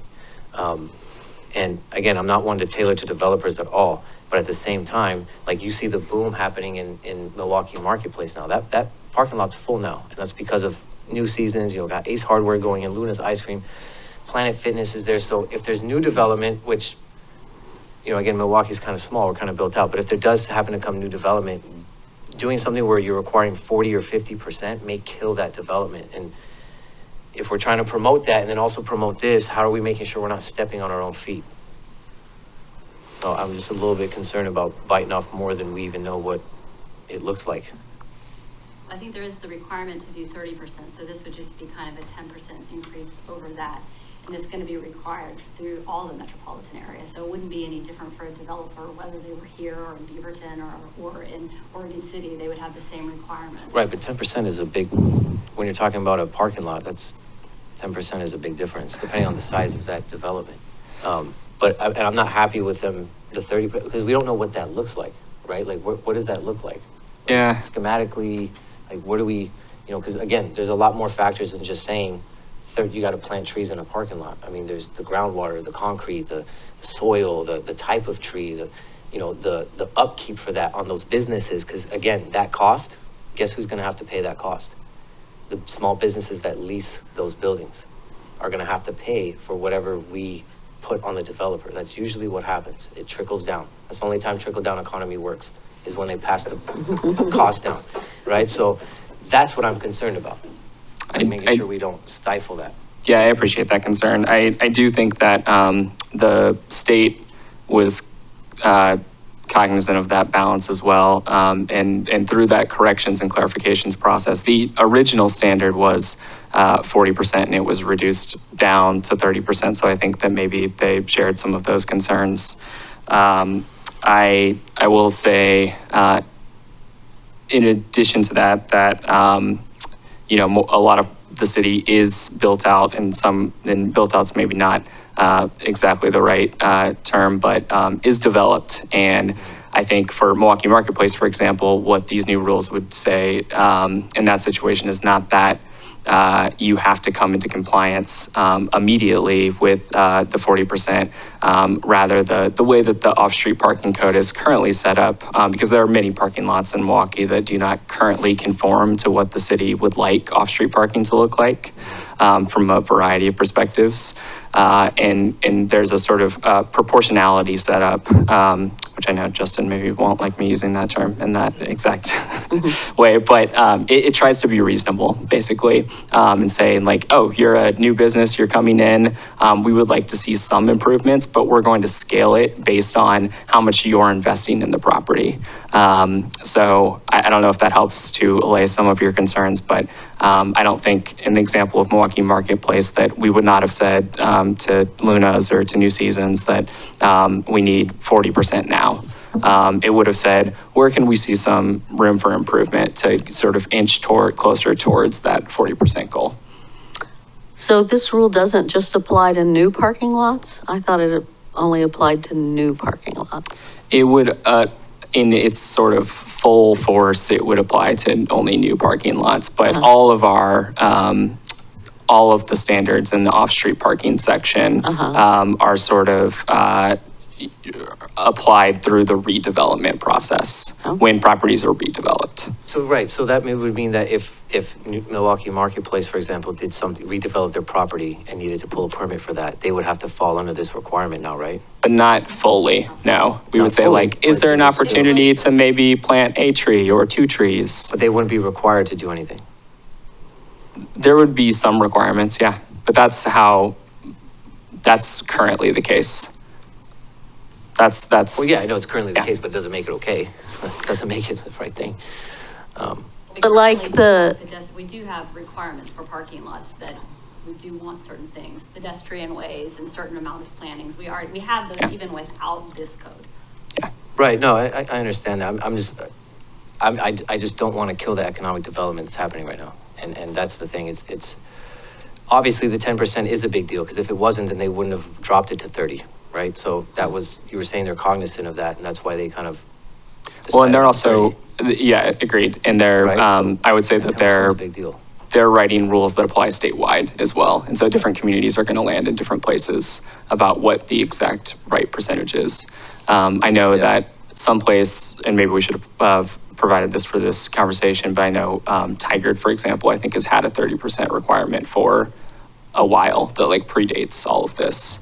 So that might be an opportunity to look at some examples of more recent developments and see like, what does 30% look like?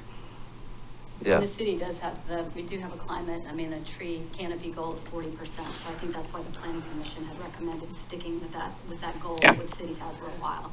Yeah, and that's, I'm glad that they did. So again, I'm not against it. I just don't know what it looks like, right? I don't know what 30 or 15 or 10.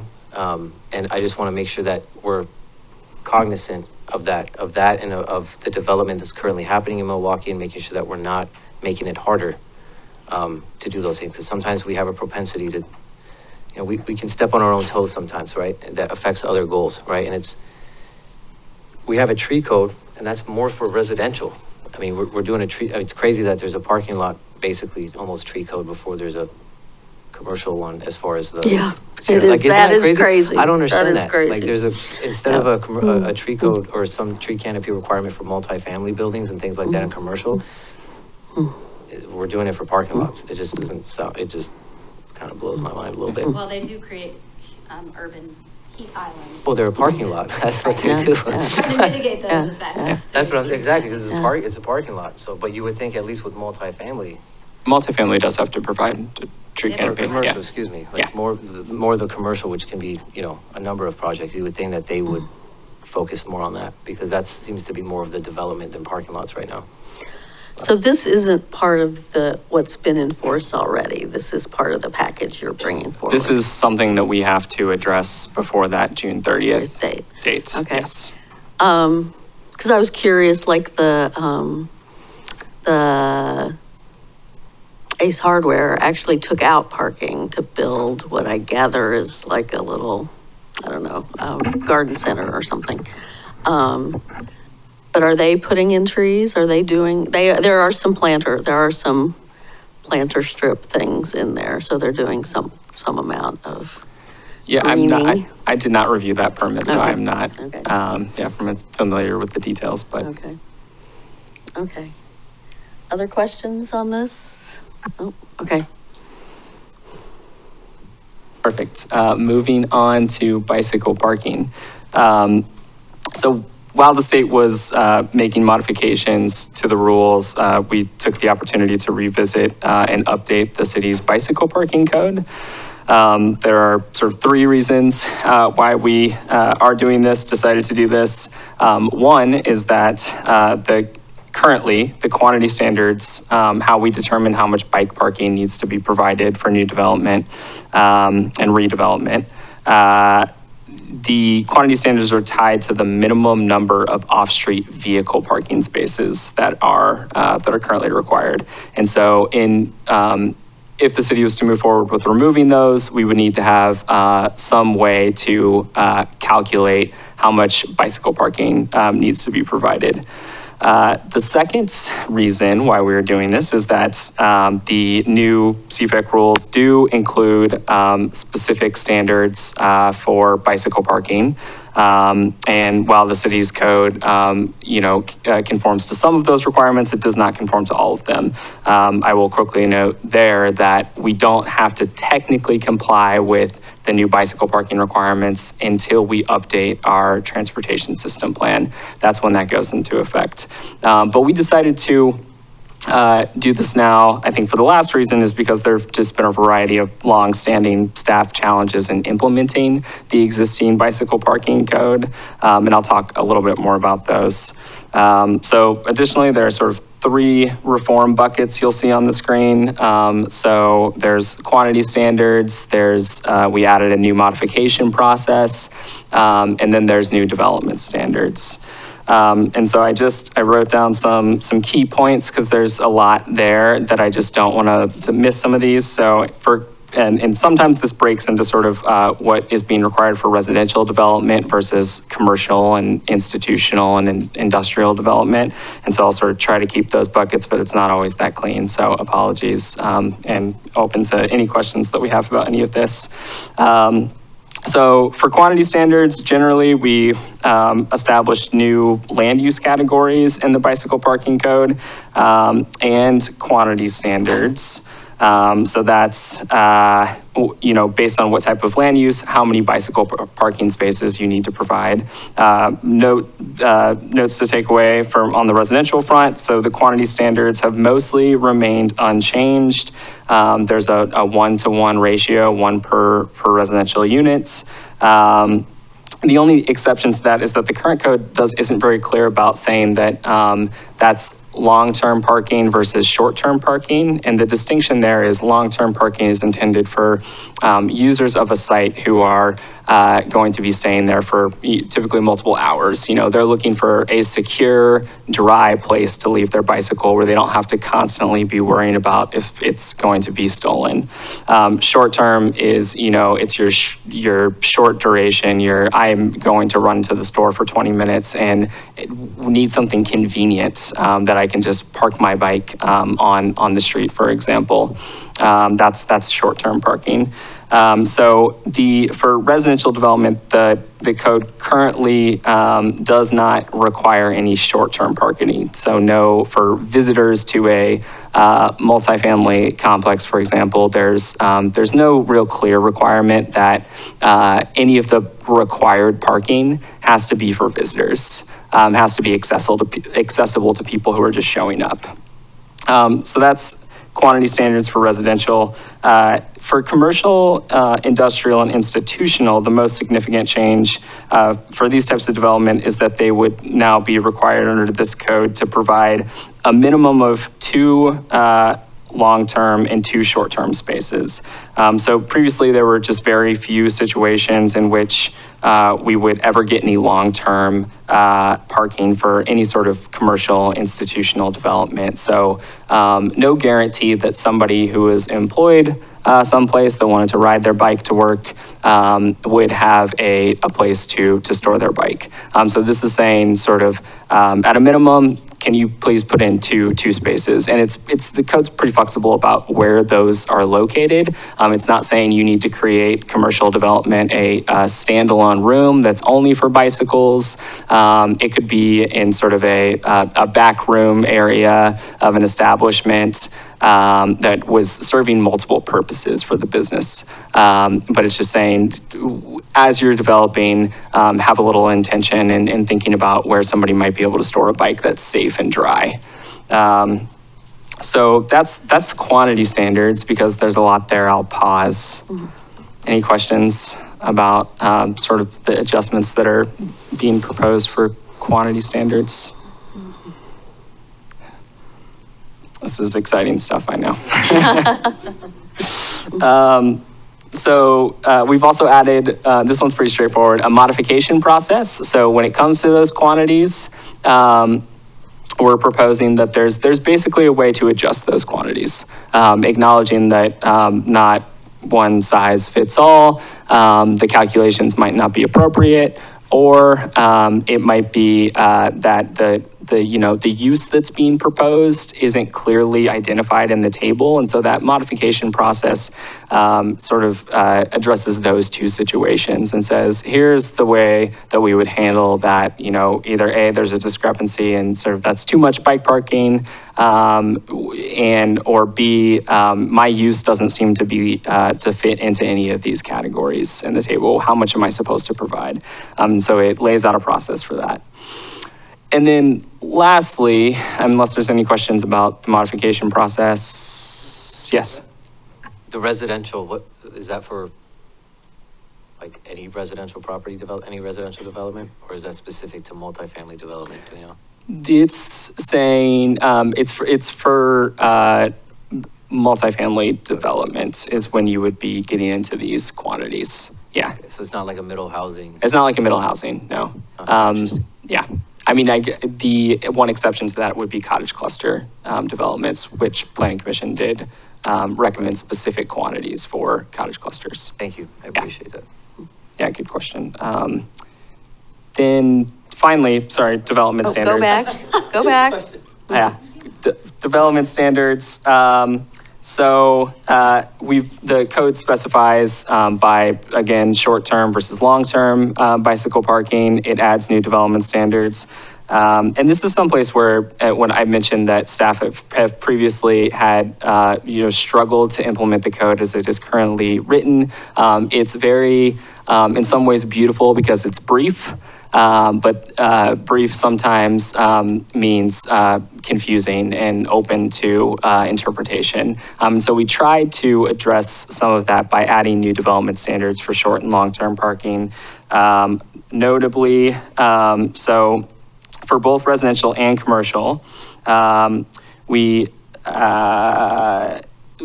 whenever 20 or more spaces would be required, at least 5 of those spaces would need to be designated to accommodate e-bikes. And what that means is there just needs to be outlets accessible. And 5% of those, whenever 20 or more is required, would need to accommodate family style or larger cargo bikes. And so that would just mean that the spaces that were being provided would need to be a little bit larger. And we sort of adjusted those to sort of, you can see on the screen, there's an example of a sort of more modern cargo bike, which is not quite as large as some others that you see out there. So trying to, again, just sort of be, aware of how much space something like this might take up. So let's see. For residential development, we limited, currently the code says, you're a new multifamily building, you need to provide 1 space per dwelling unit. It does not say much about where those need to be provided. And so there's been a little bit of a back and forth for, especially in newer buildings like Axle Tree or Henley Place, for maybe the initial proposal is we'd like to include all of those inside of dwelling units. What this, typically where we landed with Henley Places, it's about 50%.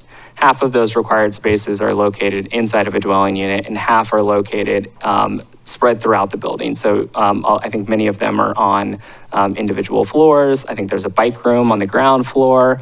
What the new code would say is it would give us direction that is consistent with sort of the direction that we've been giving to different developers, and say that no more than 50% of the required number of spaces can be located inside dwelling units, to try to make space for people who don't want to hang their bike on their wall next to their bed. So that's would be a bigger change. And then, in trying to make sure that bicycle parking is accessible to folks, we would say if you're going to locate it within dwelling units, and those dwelling units are on the second, the third, the fourth floor, that's fine. But we would like to see, there needs to be an elevator in that development so that people aren't having to carry their bikes upstairs. And then lastly, I'll just note that for multifamily and mixed use projects that have 12 or fewer units, that 50% limitation would be scrapped, and we would say you can provide all of those. You're a smaller development, you can provide all of those required spaces inside of a dwelling unit, so long as you meet all the other standards, including that elevator requirement. So I think those are the sort of biggest changes for the bicycle parking code. Any questions about any of that? Looks like. Yeah, Councilor Adma? This concept that it's inside the dwelling unit, I just want to understand, is that involve putting a hook on a wall? Yep, a builder would still be required to sort of demonstrate that, there has been an intentional space set aside for the bike. Like in a that seems odd. I don't know, am I the only one that seems odd that you just put up a hook and that's going to satisfy some sort of requirement? It is not uncommon. It is for that to be a way that standard is met within the region. Interesting, okay. Yeah, it is a contentious sort of topic. So, and so then when you're moving in, you say, I want the apartment with the hook because I have a bike, right? Or otherwise you get an apartment that has a hook and I don't ride a bike maybe, or whatever. Is it? I suppose you could request, you could ask, but the point is that in limiting it to 50%, there's going to be another option for you as well. I.e., there's going to be a room on your floor. Yeah. There's going to be a room on the ground floor where you could park your bike as well. And maybe you're a daily commuter and your bike is very dirty, then, that's going to maybe be more appealing. Or, you ride on the weekends and you have a road bike that's, very expensive, then maybe the hook in the room is where you'd want to keep your bike. Yeah. Counselor Stavanger? Counselor Stavanger, double-fisted. The double goose, The double goose. the double bird. All right, I had a question about e-bikes, and I was wondering about the outside spaces for e-bikes and if there are any shelter requirements to protect against elements For commercial development, for any type of Yeah. development, that could be a way that a builder chooses to comply with the rules that, they have more than 20 required spaces, 5% of those spaces need to be able to service an e-bike. That could be I would be surprised if they chose to do that for like short-term parking.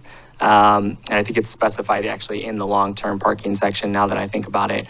So it's not really for those visitors necessarily that this rule is written for. It's sort of, you live there or you work there. I see. I yeah. guess I was just thinking about, protecting against, rain or things along those lines with the electrical components. The other thought that came to mind is around any particular accommodations for cargo bikes in, like how is that taken into account in planning for elevators? Or, I mean, you can't really hook a cargo bike onto a wall. So is that those units just wouldn't apply to cargo bike riders? I think that is what the rule limiting it to 50% is the balance that's trying to be struck to some extent, as well as that it's it's not going to accommodate the in-unit storage is not going to accommodate all users. Okay. It's for those users who have larger bikes or those types of specific needs, it might be best to store their bicycle on the ground floor. Yeah, I guess I'm just thinking about some of the barriers to biking that some folks have, and like when my kiddo was young and we were making trips to the grocery store, it was a lot easier to take a cargo bike. But that's because we were able to afford a cargo bike. And so, I mean, I guess as we're thinking about these things just systemically, and some of the programs that, have recently come into Milwaukie, and some of those are really great opportunities to incentivize people to get into biking. But it may not be as simple as just like the daily commuter that can put the bike on the wall. It might be that you've got a couple of kids in tow and then some bags of groceries, and then, I guess kind of all along those lines. But I assume that we're probably thinking more stringently about those things as our hopes and wishes versus what the requirements are right now. Yeah. All right, Councilor Koster-Body?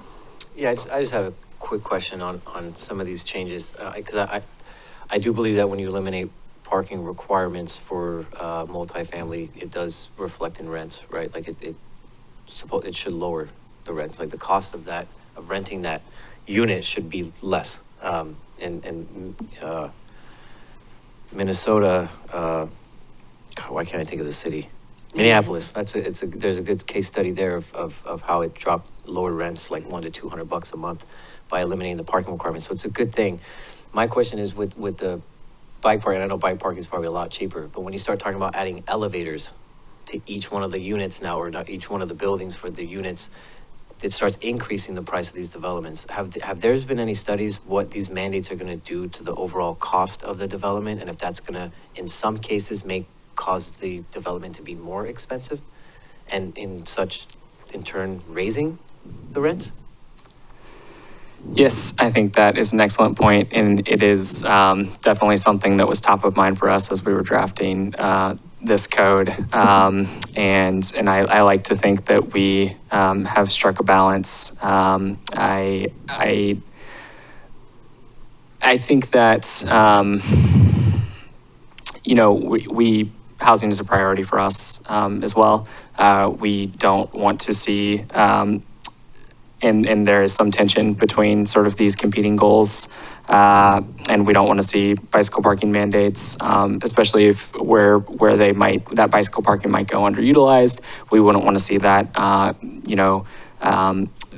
prevent a housing development from moving forward. And so, but at the same time, we also do want to plan for a community where biking is a viable option. And part of that is, making sure that we, are providing guidance and rules that sort of require that when new development does occur, that those facilities are established. So I hope we struck a balance. I will say that also none of these standards are listed as prohibited variances in the code. And so there's the modification process. So that might be an option to say, and it has some structure to it where it's saying,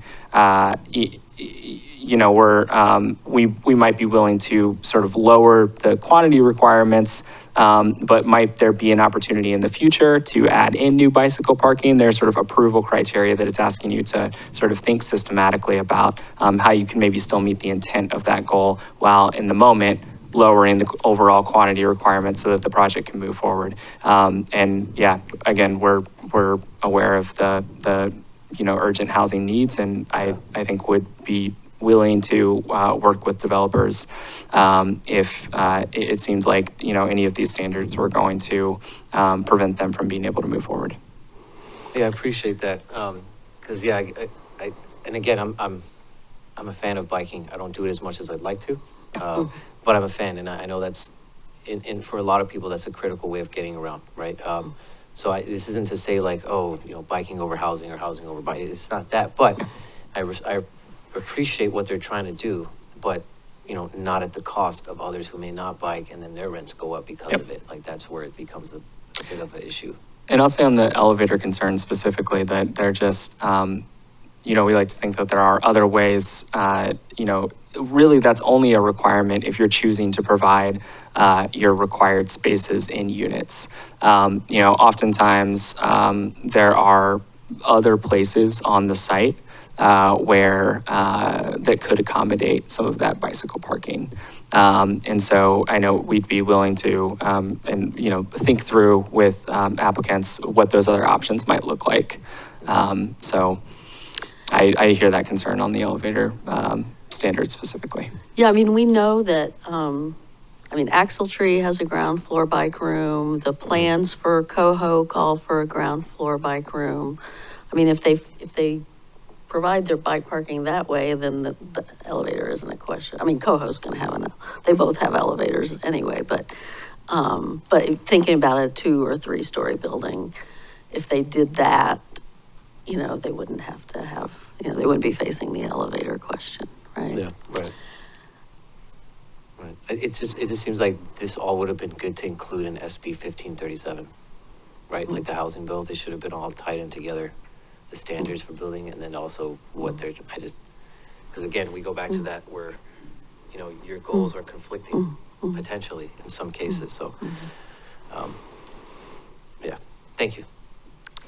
Well, speaking of, usage, did you do any investigation of how much the bike room at Axle Tree gets used? We did, yeah. We were able to, take a tour last summer, and we don't have hard data from them about usage, which would be great to have. But there were a lot of bikes in there. There were also kayaks in there. There was maybe a couch in there. So people are taking advantage of that space, maybe if not always in the intended way. Okay. Yeah. Okay. I mean, when you get to hearing, I would be interested to learn a little more about how much they built for that building and how that compares with what you're recommending here. Yeah, and we have not, I will say, we're not proposing to change the current quantity requirements for residential development. So the 1-to-1 ratio that we currently have in place is the 1-to-1 ratio. Yeah. Okay. Okay. Yeah, and Axle Tree is also just one of the few examples that I think we'll have more examples. We are actually gonna get an opportunity to tour Henley Place tomorrow. Not that it will be full of people and bikes, but yeah, to see what that. Do they have a certificate of occupancy? I am not the best person to ask that question. I don't think quite yet. Yeah, okay. They're really, really close. They're really, really close. Yeah, they're really close. Oh, okay. Other questions? Okay, not seeing any.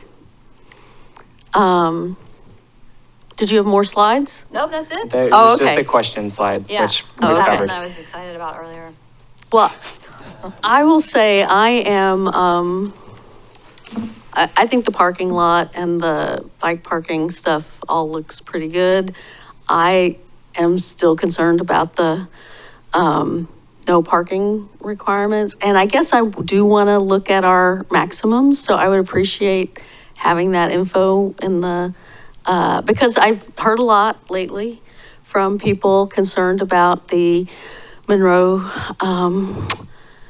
complex coming in and the parking there, and that 1-to-1, I mean, they are building, I understand, 1-to-1. Is that right? Yeah. But that, and even assuming you get households that buy into, okay, we're only gonna have one car because we only have one parking place. People have guests, people have visitors, people come over. I feel like we have there's, the state limits what we can ask for.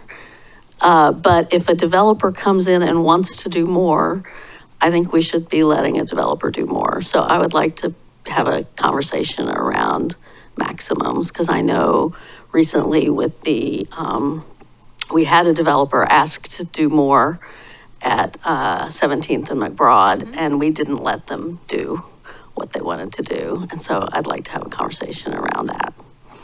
Yeah, no problem. And, it's good. I think it's interesting. That was the first time that we've had a developer want to build more. In the past, it's always they're asking to build less, right? And so we go through a negotiation with them. And we had a lot of conversations about that particular development and feel like we landed and kind of in line with, we have the one maximum that's allowed, the one maximum that the went through planning commission, went through city council. So that was all agreed upon, that that was the maximum. That was actually a policy decision. And so it really, I think it supports the other goals in the comprehensive plan about how we're trying to reduce traffic usage. And in that particular development, vehicles, in that particular development, we looked and, because it's so close to the trolley trail and it's so close to transit and it's so close to downtown, there's so many amenities there. That's exactly the location that we would think that we would want to keep that 1-to-1, but we kind of thought that we were in the middle somewhere, and so we went with the 1.2 instead of the 1.5. And I would say, Mayor Bertie, we're happy to bring that back to you, but probably not part of the CFAC conversation, because I think that's a larger conversation that doesn't have any state requirements really tied to it, and we would need to have a larger, a whole process, I think, to look at the minimums. And I wouldn't want to slow down this package because we actually have to adopt something for the June 30th. So if I'm happy to bring that back if folks want to talk about it. I just would not want to do it as part of this package.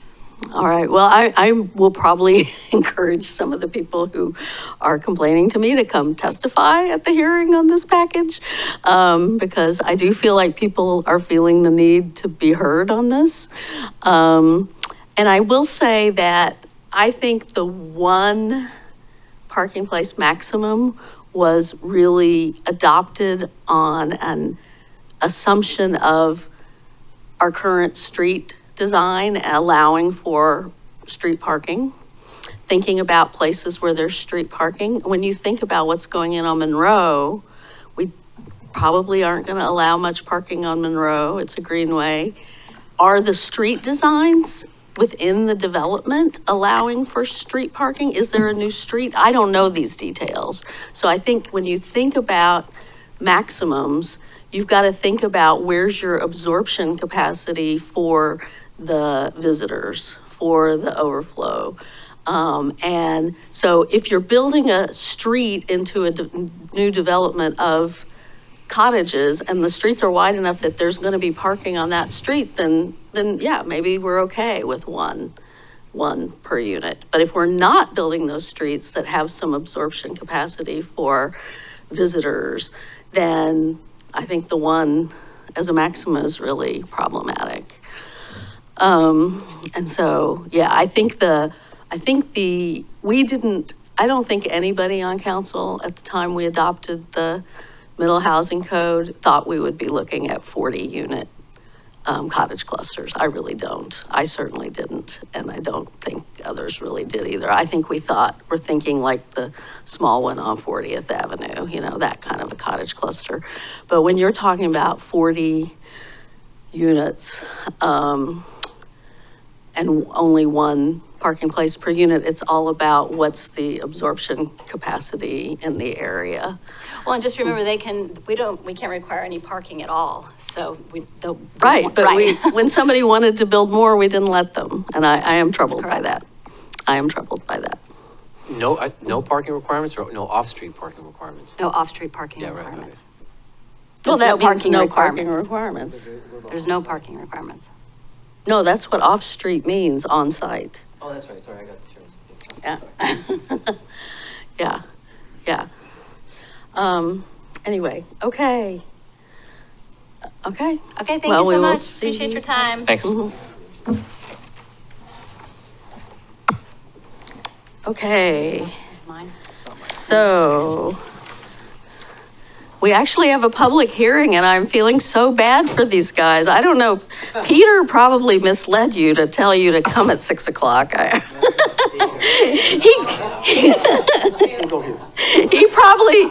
He couldn't have predicted it would be this late, but he should have known at 7 o'clock anyway. All right. So we have a public hearing on water system development charges. The public hearing on the proposed water SDC charges is called to order. The purpose of this hearing is to hear the staff report, take public comments, deliberate, and consider the proposed changes to the city's water SDCs. Does any council member wish to announce actual or potential conflicts of interest? Seeing none, I'll turn it over to Peter Passarelli, our Public Works Director. Thank you, Mayor Beatty and council members. I'm Peter Passarelli. Public Works. Yeah, you need the red light, yeah. Sorry about that. Good evening, Mayor Beatty and council members. I'm Peter Passarelli, the Public Works Director. And we're here tonight to conduct a public hearing with the hopes that we're going to adopt our proposed SDC methodology and new rate structure. As you recall, I think it was a while ago, I think it was back in August, the middle of August, we had our last meeting. John and Zach from the FCS group were at the meeting and presented the SDC methodology that we developed after our adoption of our water systems plan in 2022. So we took the next step to take that plan and incorporate the projects that were identified in that plan into the SDC methodology and review. Were we charging sufficient amounts for development to generate revenues to help us construct these assets that we'll need for growth? So John and Zach worked on that methodology and provided you that presentation back in August.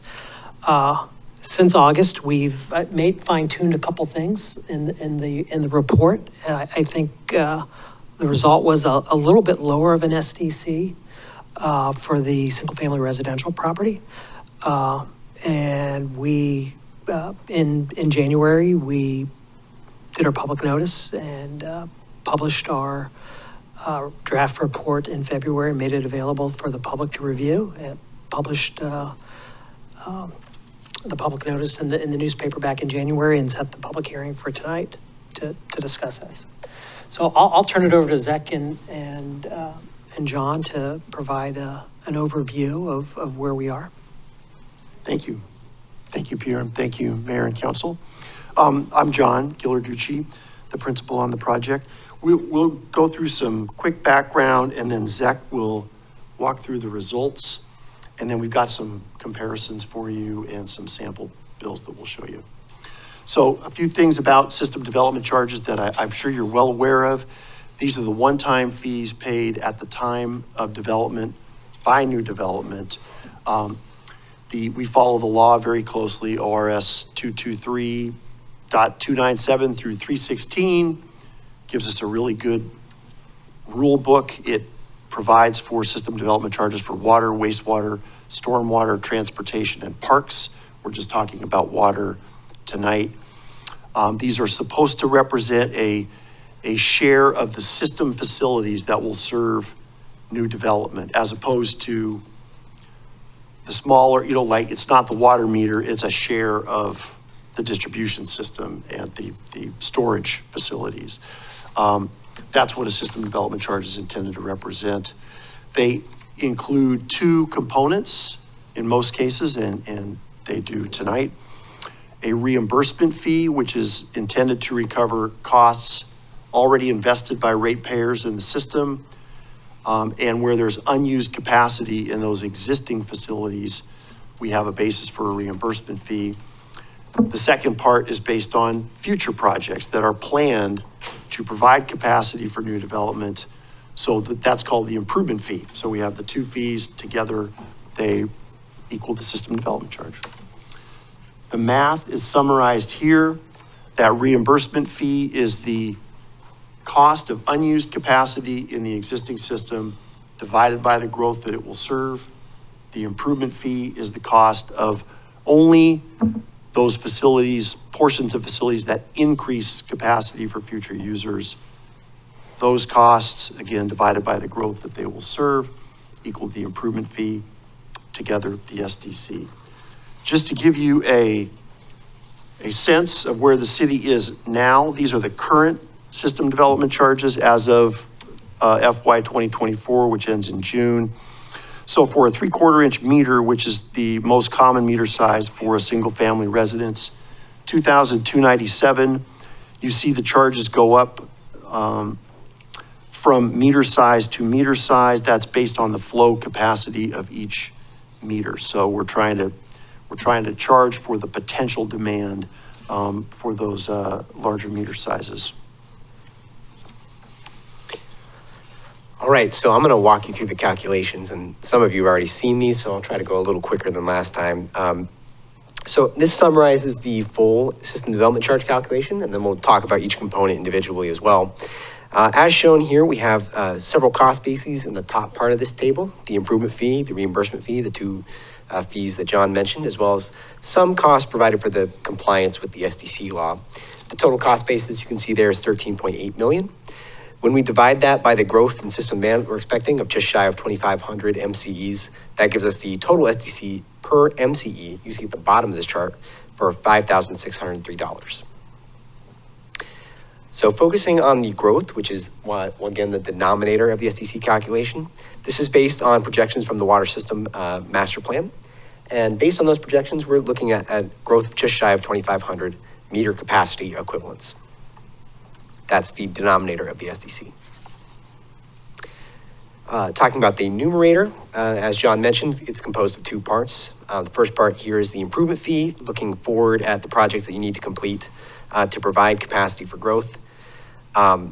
We took a look at the full master plan project list. There's 95 projects you can see here, 1, 2, 3, and then all the way down to 93, 94, and 95. Of those projects, which are just shy of 50 million in total costs, the 11.6 million of them are eligible for inclusion in the SDC. And basically what that says is that 11.6 million out of the full project cost is related to providing capacity for growth. Focusing on the reimbursement fee, this one's a little quicker. We basically looked at capacity in the different functions of the water system: supply, storage, pumping, transmission, and distribution. And we found capacity available for growth in a couple of those functions. The original cost of those functions multiplied by the capacity available for growth gives us the reimbursable cost on the far right of this table, which you can see totals to be 1.3 million. So again, combining the improvement fee and the reimbursement fee cost bases and dividing by the total growth, that gives you the calculated SDCs, which are broken out, by table or by meter size here. So on the far right, looking at the calculated full SDC, it starts at $5,603 for the smallest meter size there, 3/4 inch. And in theory, if there was ever a 12-inch meter installed, that would total $945,000. Also, to be consistent with the city's current wastewater SDCs, and to get to some hopefully incentivizing smaller or more affordable housing by incentivizing smaller housing, we've scaled the water SDC charge here for the single family residences based on the EDU projections that the Water Environment Services uses when they calculate these SDCs. And you can see there right in the middle of the pack is the $5,603 charge that we showed you earlier. And it scales all the way down to $3,362 for an ADU or less than 500 square foot dwelling unit. And then for 3,800 square feet, it goes all the way up to $6,724. And I'll hand it back over to John to talk about some comparisons. So I'm sure that the jump from 2,200 to 5,600 seems like a large leap, but when you look around the region, we're seeing calculated water system development charges far exceeding even the calculated charges that we're proposing tonight. So this is just a handful. Many of these are served, they're charged a local water SDC and then also a regional one in the case of Westland and Oregon City. They're customers of South Fork, so they pay an SDC to South Fork Water Board and local. But many of them, that's not the case. We're just, they're just based on the cost of needed infrastructure. We also put together a couple of examples. So these are based on actual recent multifamily developments in the city. I wanted to give you a sense of how these charges would apply. In example one, this multifamily complex was going from a 3/4 inch meter to a 1.5 inch meter. And so they're charged only for the increase in meter capacity equivalents there. So that was an additional 2.33 MCEs. Their charge at the current rate would be $5,360. At the maximum calculated rate that we just presented, $13,074. That equates to, in this case, it's 13 dwelling units. So the SDC per dwelling unit, a little over $1,000. Example two, a brand new multifamily complex, not replacing one that was existing. This one would have a 3-inch meter, 2 3-inch meters. And so the charge you see at the current rates, about $49,000, almost $120,000 at the calculated rate, 32 dwelling units. Again, that one is for a brand new development, so they're paying the full cost without being credited what was already there. So the cost per dwelling unit is higher. Example three, they're moving from a 1.5 inch meter to three 1.5 inch meters to 3 3-inch meters. Paying for that differential increase would have been about $50,000, a little over $50,500. Now will be a little over $123,000. 275 dwelling units in that particular complex. So the SDC per dwelling unit, as you would expect, relatively cheap compared to the others, $448 per dwelling unit. We did include here the full project list. If there were, you may not remember, but back in August, you asked for the full project list, and there it is. It takes up several pages, so hopefully you don't have questions about that. Well, I did read it. I noticed that we have a $7 million storage bank. So that's been scoped out. That was something that, we were just starting to talk about when we were last year. So that, Yeah, the engineers done the work on at least scoping to some degree what it's going to take.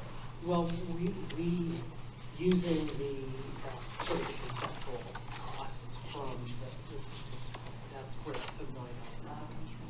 So there is certainly more work to do on that. I think Jen has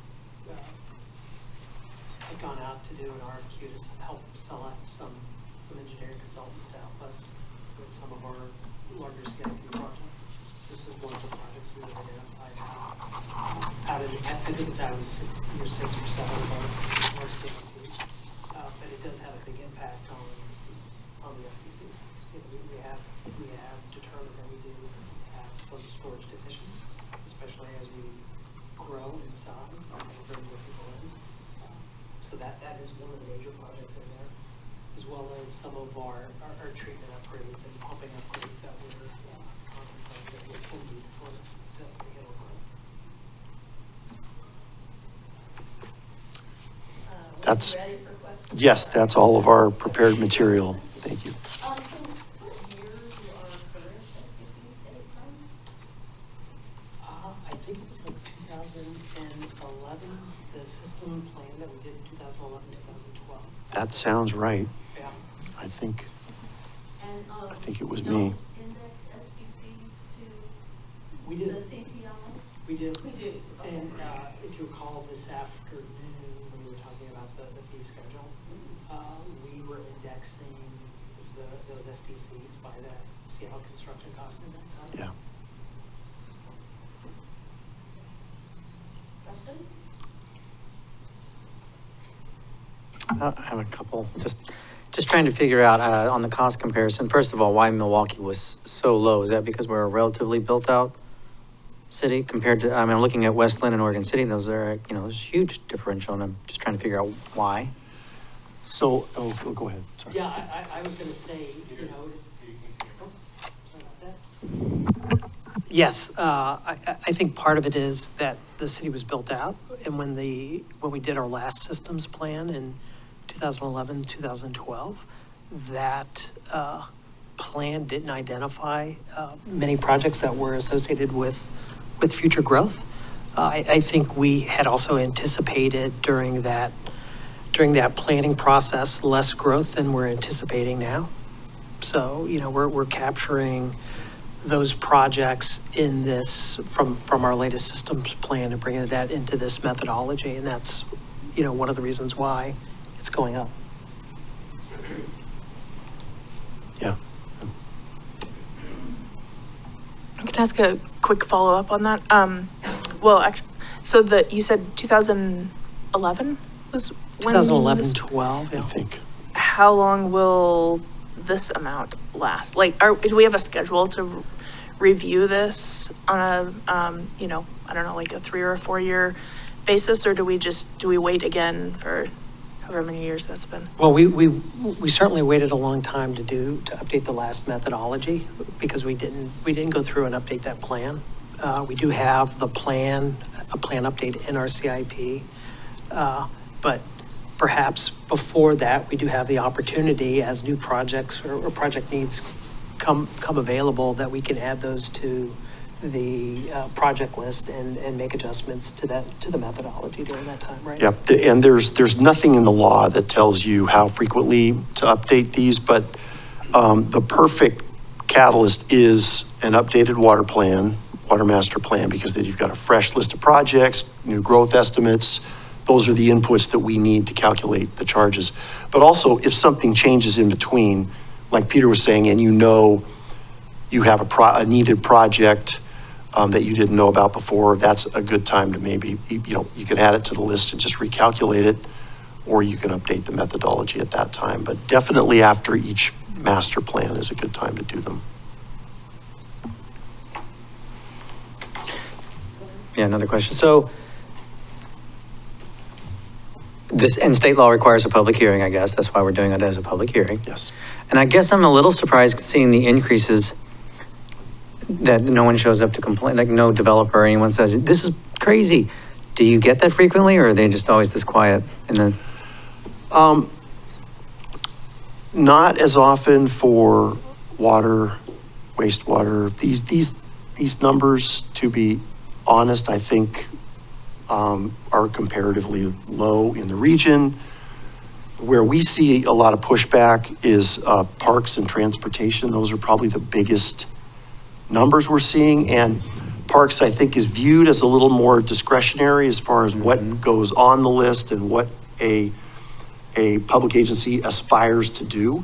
And so there's a little bit, we tend to hear a little bit more then, and a lot of what we hear from the development community is, we understand the methodology, we don't have an issue with it. Could the city phase it in over a period of years or something like that? That's when we see a really substantial increase. Yeah, short answer is yes. Thank you, that makes sense.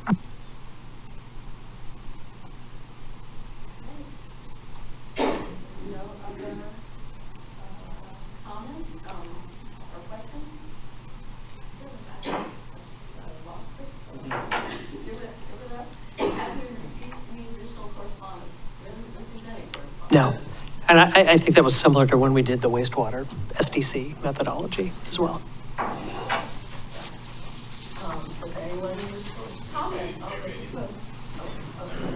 Does anyone wish to comment on the proposed SDC changes? I don't think anyone in the room does. Do we have anyone on Zoom? There's no one on Zoom and no emails. Okay. So I won't read that script about public testimony, and staff doesn't have any response to the testimony since there wasn't any testimony. Last chance for questions from council. Any other questions anyone has? No question, but just a little bit of an apology that you had to wait through all of this. And so sorry about that. Yeah, we probably should have moved you up in the agenda. Okay. If there are no more questions, I will entertain a motion to close the public comment part of the hearing. I move to close the public comment part of the water SDC changes hearing. I'll second.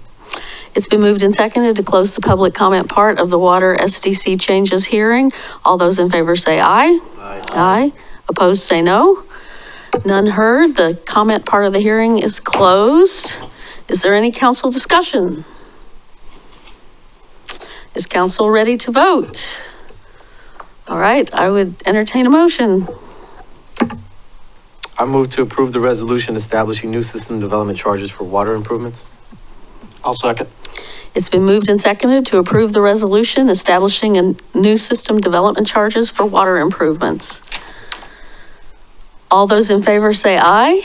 Aye. Aye. Opposed, say no. It passes unanimously. Not one where we need to poll the council or anything. All right. Well, thank you very much. Thank you. You're approved, and thank you for hanging in here. All right, council reports. Well, I guess we have 2 letters and then whatever other council reports people want to do. So the first letter was in your packet. It's the letter we discussed at the last meeting about writing to ODOT to encourage them to consider the modifications to the 224 project that have been requested by a couple of residents in the historic Milwaukie neighborhood who live close to Highway 224. That letter was reviewed by Joseph Brilio, Community Development Director, and some of the engineers, and they felt like it was all reasonable requests, not a ton of optimism of ODOT doing all the things there, but they saw no reason not to ask for that.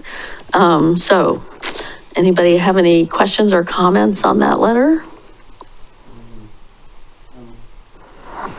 All right, are people okay with signing on to that letter? I would like this to be a letter where we put all of our electronic signatures for added oomph with ODOT by showing all 5 of us. Is everybody okay with that? Yeah. Yep. Okay, got nods all the way around, so we're good on that one. And then we have the packet that Ann left at our places about the Housing Authority asked for a letter of support. And Councilor Stavengerd had told us, this is what I call the scattered sites thing, the Housing Authority wanting to be out of the business of managing scattered homes in cities around the county, as opposed to more centralized, housing for people. Councilor Stavengerd brought this up a couple of times in her council reports, and I felt like she had some concerns about, was there being enough care given to the situation of the people in the houses? But it sounds like she has been in contact with the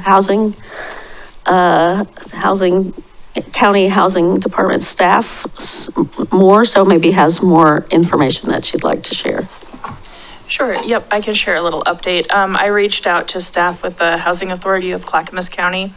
I have a list with a link to basically a GIS map of all of the locations. So we can kind of zero in on the 18 that are in Milwaukie. And then, as I mentioned, I think last time, there are roughly another 80 or so that are outside the city boundaries, but are in urban unincorporated areas. So I'm interested in just kind of looking at some of the concentrations of those, because that it's, those are still families that are a part of our community as a whole, and students that go to school in North Clackamas. The information that I received from the Housing Authority was really helpful. They said that their relocation timeline is a little fluid.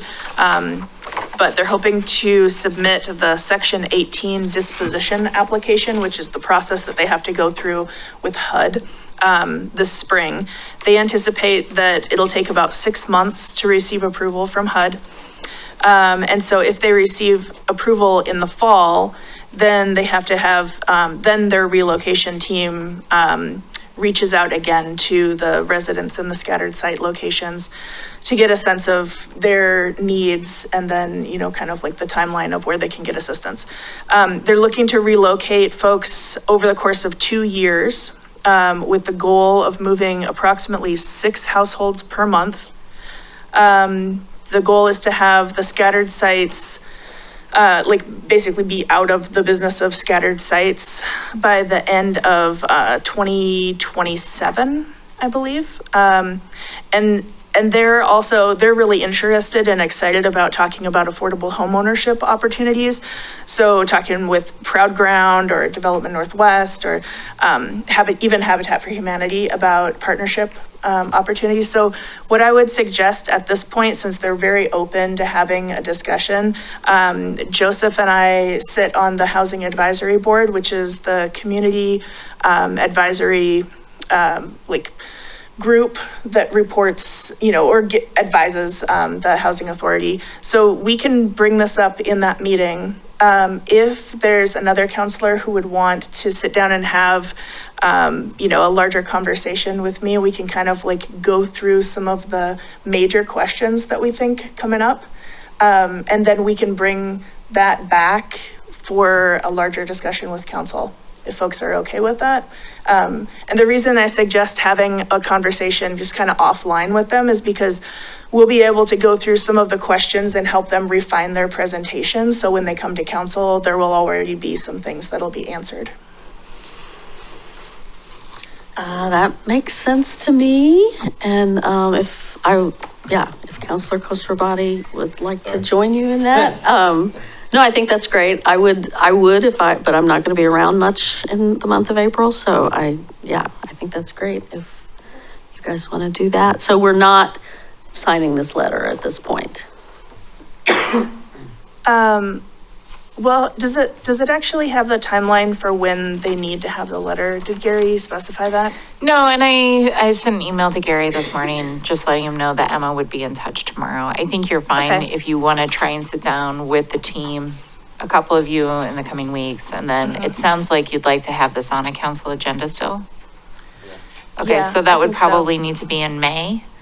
So I'm just looking to Scott and he'll figure out if he can fit that in. How much, 30 minutes? 45?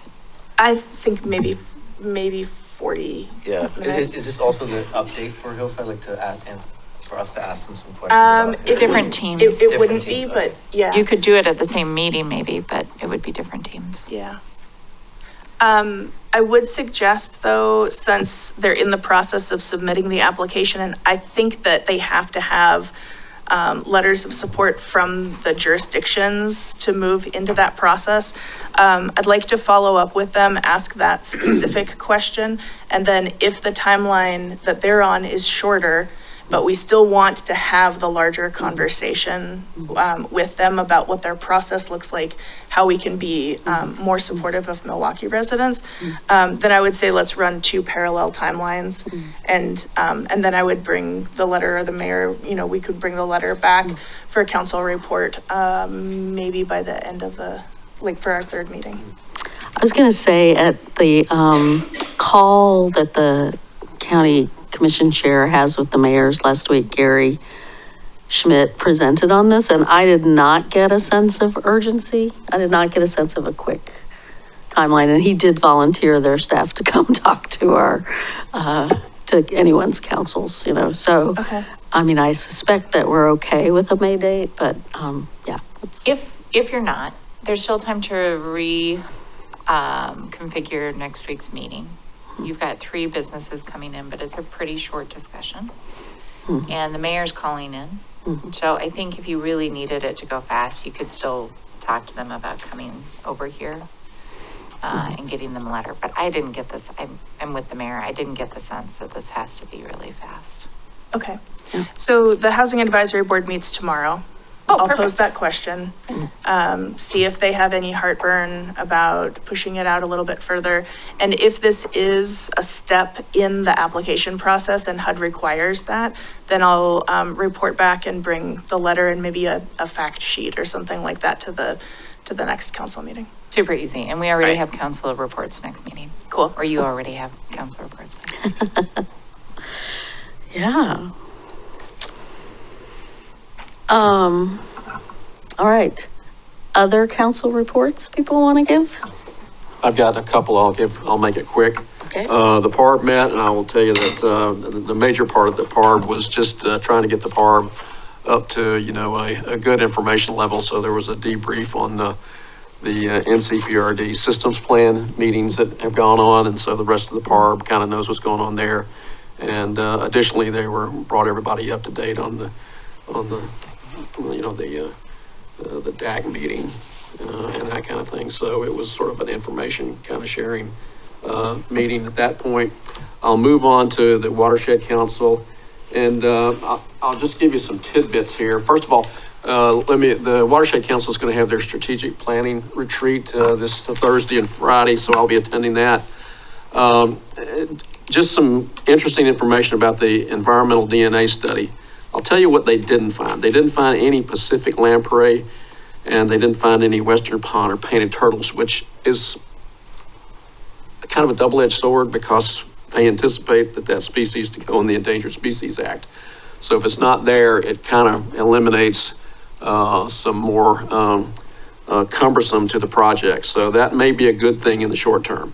What they did find were freshwater mussels, Oregon floaters, Western pearl and shells throughout, and a mix of coho and Chinook all the way up to Happy Valley.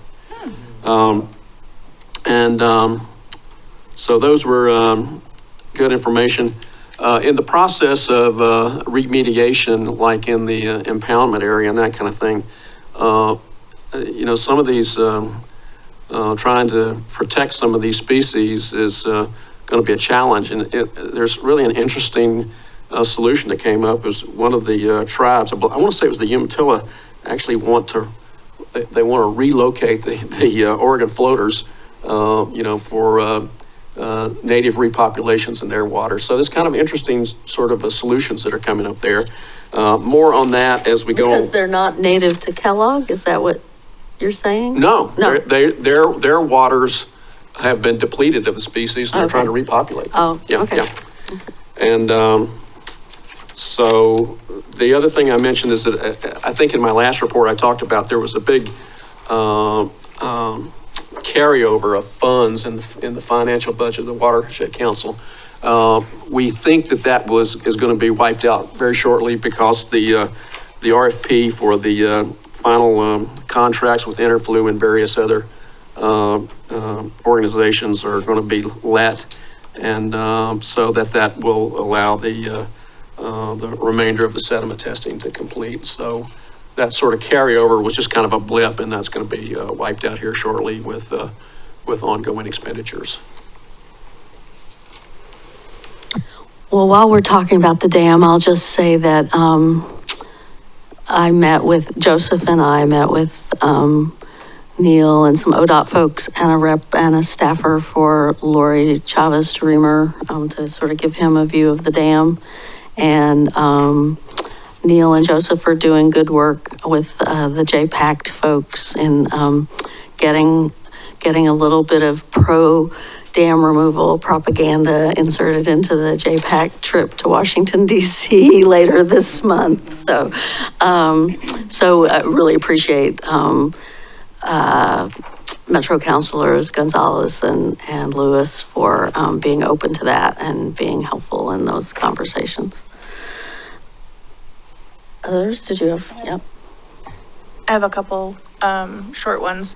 I wanted to mention that the C4 retreat, that's again the coordinating committee, Clackamas County. If you're interested in transportation, land use, and a little bit of housing, the retreat is coming up June 14th and 15th, and it is open to entire councils.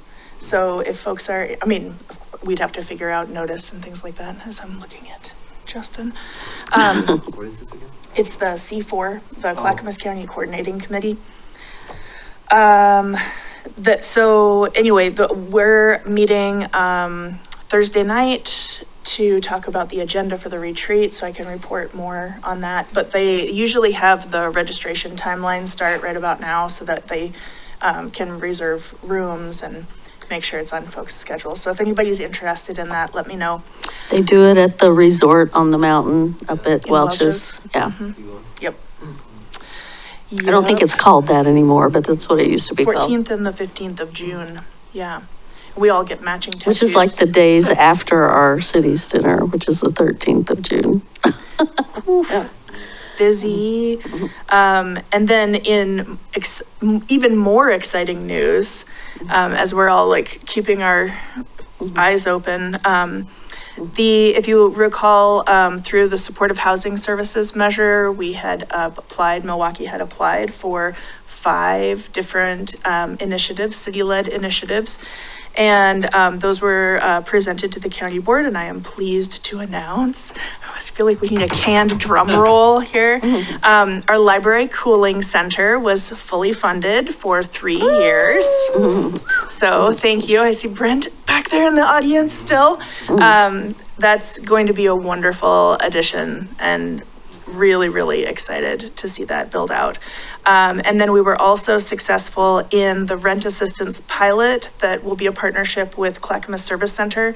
And if you recall, that's short-term housing assistance and nutritional supports for residents of Milwaukie. And for a 2-year pilot, we were funded $900,000. There are a couple of other things we're still working on. Ann and I met with the county team, and so we'll have some future And Emma. And Emma. There you go. Met with the county team. We will have some future updates on those. We're still, I don't think any of the other applications were hit with a dead end. I think that they were eye-opening and you know, for future conversations. So we didn't receive funding for the other 3 in this round of things, but with the stabilization center, we had proposed transitional support and case management for folks. So if they're coming into the transition or to the stabilization center, they receive services there, then what does it look like, you know, to help folks transition back into the community? And preferably a community that they already have connection within. And so we're going to have some more conversation with the county about that. And instead of funding it as a city-led initiative, what they'd like to do is build that into the larger conversation about what the model looks like for stabilization center. So I still see that as a win. We had also had an application that was focused on some additional support for folks in acute trauma in the Providence Emergency Department. And I think that that is also a larger conversation. It sounds like the county is additionally having conversation with Providence. So while that application itself wasn't funded, I think, you know, I still feel pretty optimistic that there will be some systemic additions to be able to enhance not only the psychiatric crisis evaluation in the emergency departments, but then also sort of like what that overall cross-training looks like when local law enforcement bring or are called into the emergency room. Well, I mean, they didn't fund it as a city-led proposal, but it's a piece that's structurally, you know, it affects the whole county. So I think that it's tied to a different conversation. And I also just wanted to add, when I went with the mayor and the council president, there was a discussion at Providence about actually installing social workers into the ER and helping with the release of individuals as they're leaving in mental health crisis. So I think there's actually, it's a good thing. They're just not jumping to an answer. They're looking at the underlying issues, both at Providence and in the system, before they make a decision about where to support staffing. And I felt really confident after this conversation that that's still where they're at. Yeah. Another application that we had submitted that wasn't funded at this time is behavioral health FTE. And as you know, the city contributes to half of the behavioral health specialist that's embedded with the Milwaukie PD. And the county contributes to additional outreach. You know, we heard from them in the last couple of meetings.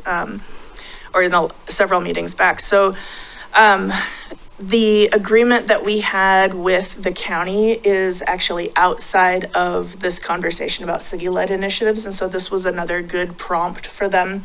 And that was part of the meeting that we had today, was just to have a little bit more discussion about what it looks like to layer some behavioral health supports on top of the resources that are being cited here in Milwaukie and the increased need that we're experiencing.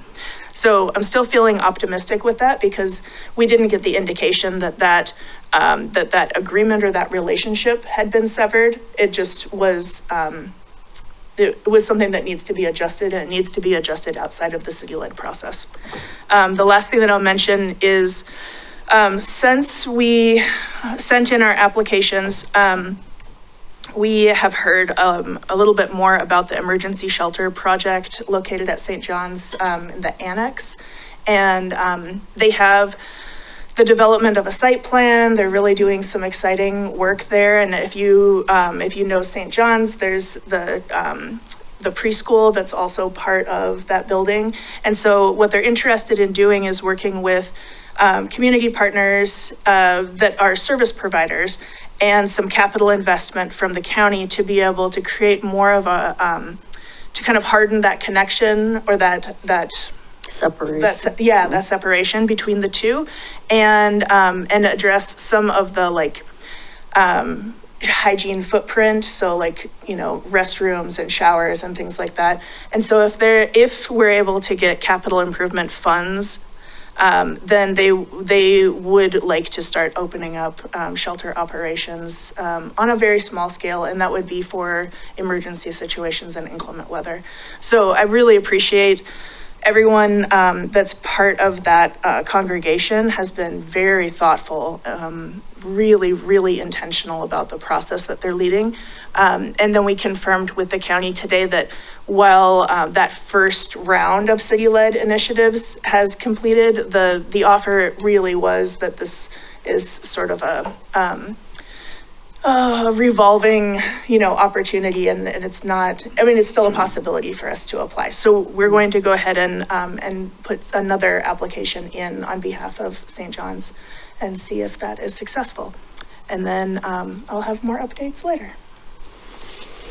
Great. Well, I had seen that packet, and actually the county commissioners meet tomorrow, I think. So we don't know for sure that, we are assuming that Okay, well, if any of the county commissioners are watching tonight, just pause here. No. The other thing that staff was in there, recommendations. the other thing that was in those staff recommendations that I was surprised by, I guess, was that they didn't recommend funding the Do Good Multnomah. Actually, I have that That's email right correct. here. Yeah. Oh, you got it? Yeah, because Daniel, the CEO of Do Good is coming to our CAB meeting in the morning, because the CAB is going to try to come up with a letter and push for it to be done, so. Yeah, the information in the packet said that it's outside of the city limits, and it wasn't submitted on behalf of a city, which is kind of a catch-22. And I think that, maybe this is an opportunity for them to look at what's happening in urban unincorporated pockets. Yes. So, yeah. Yes, indeed. Well, maybe they will fund it. Maybe they just, maybe they will fund it as other than a city-led initiative. Yeah, okay. Other things? That's it. That's And enough. Councilor Koshrabadi, were you? No, we have our CAB meeting tomorrow, so Okay. I'll come back next week. I had a couple quick things. One was, Councilor Koshrabadi and I did youth interviews, and at the next meeting, I won't be here, but at the next meeting, you guys will have on your consent agenda appointees to the PARB, the library board, and the arts committee, from five youth. And I think it's awesome. They were awesome, very impressive young people. Mayor, may I ask a question about that? Uh-huh. So there were 5 applicants, but only 3 spots, or? No, did there all were 5 2 of them spots get in? on each committee. Oh, okay. So on the Arts Committee, we actually had more applicants than spots. Got it. But one of them, we asked all of them if they were interested in the other 2 committees, and we are putting one of them on the PARB. Okay.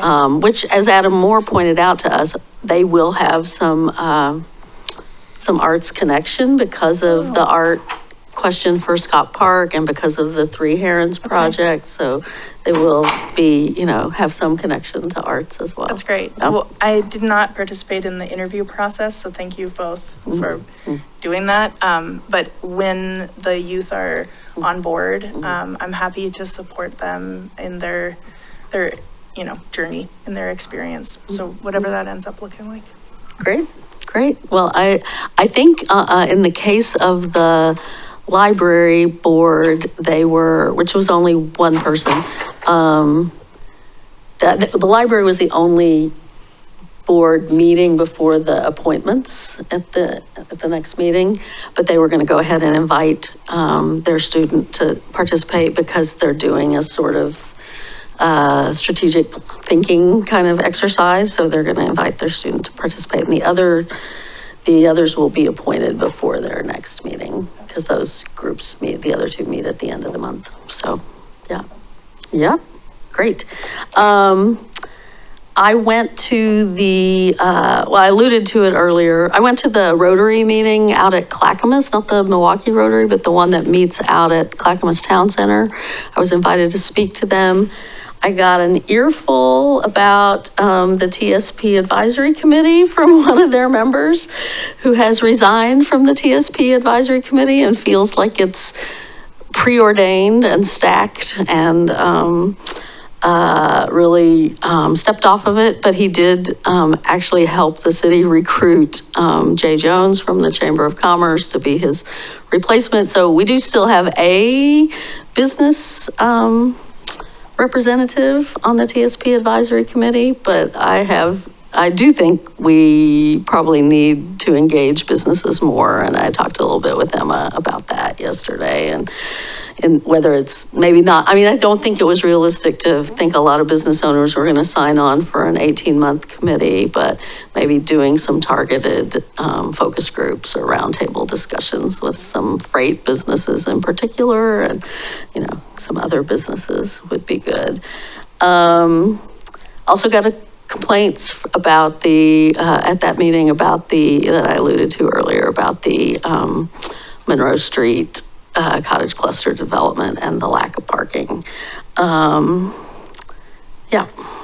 So those were my meeting reports. And we have on here saying goodbye to Anne, which is really probably mostly for my benefit because hopefully the rest of you will be at her party. But I'll be out of town, so I won't be able to attend that. And the hour's late, and we started out crying, and I don't know, we started out having allergy attacks, I guess. But I wanted to really thank Anne for an amazing 7.5 years. She came in, she was a young gun from Salt Lake City with her environmental, she had all the green credentials for sure, and had done some cool things in Salt Lake and Park City. But I don't think any of us realized, how much we would get done in 7 years with her. So I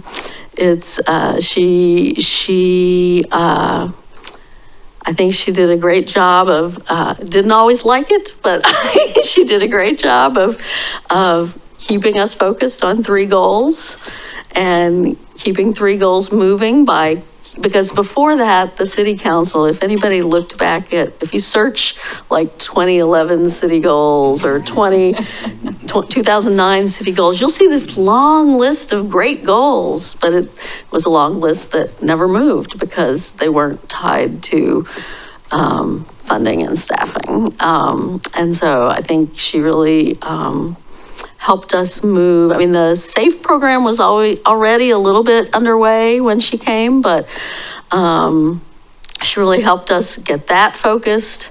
And she and Kelly brought in the idea of bonding and, you know, getting it built faster, but also just the climate action plan. And then in 2020, the equity and social justice work led to the equity steering committee, led to all the council goals. So, yeah, we're really gonna miss you. You have left big shoes to fill. You know, I know we'll probably have you in town for a few more months through the end of the school year anyway. So I hope we'll see you at, you know, Juneteenth or Pride events or other things. And I certainly hope we'll see you in October for dedication of new parks that you were instrumental in bringing on board. Haven't promised. Yeah. So I wanted to say my goodbyes because I wasn't going to be here, but I don't know if other people want to do that now or you want to wait and you want to do that next week.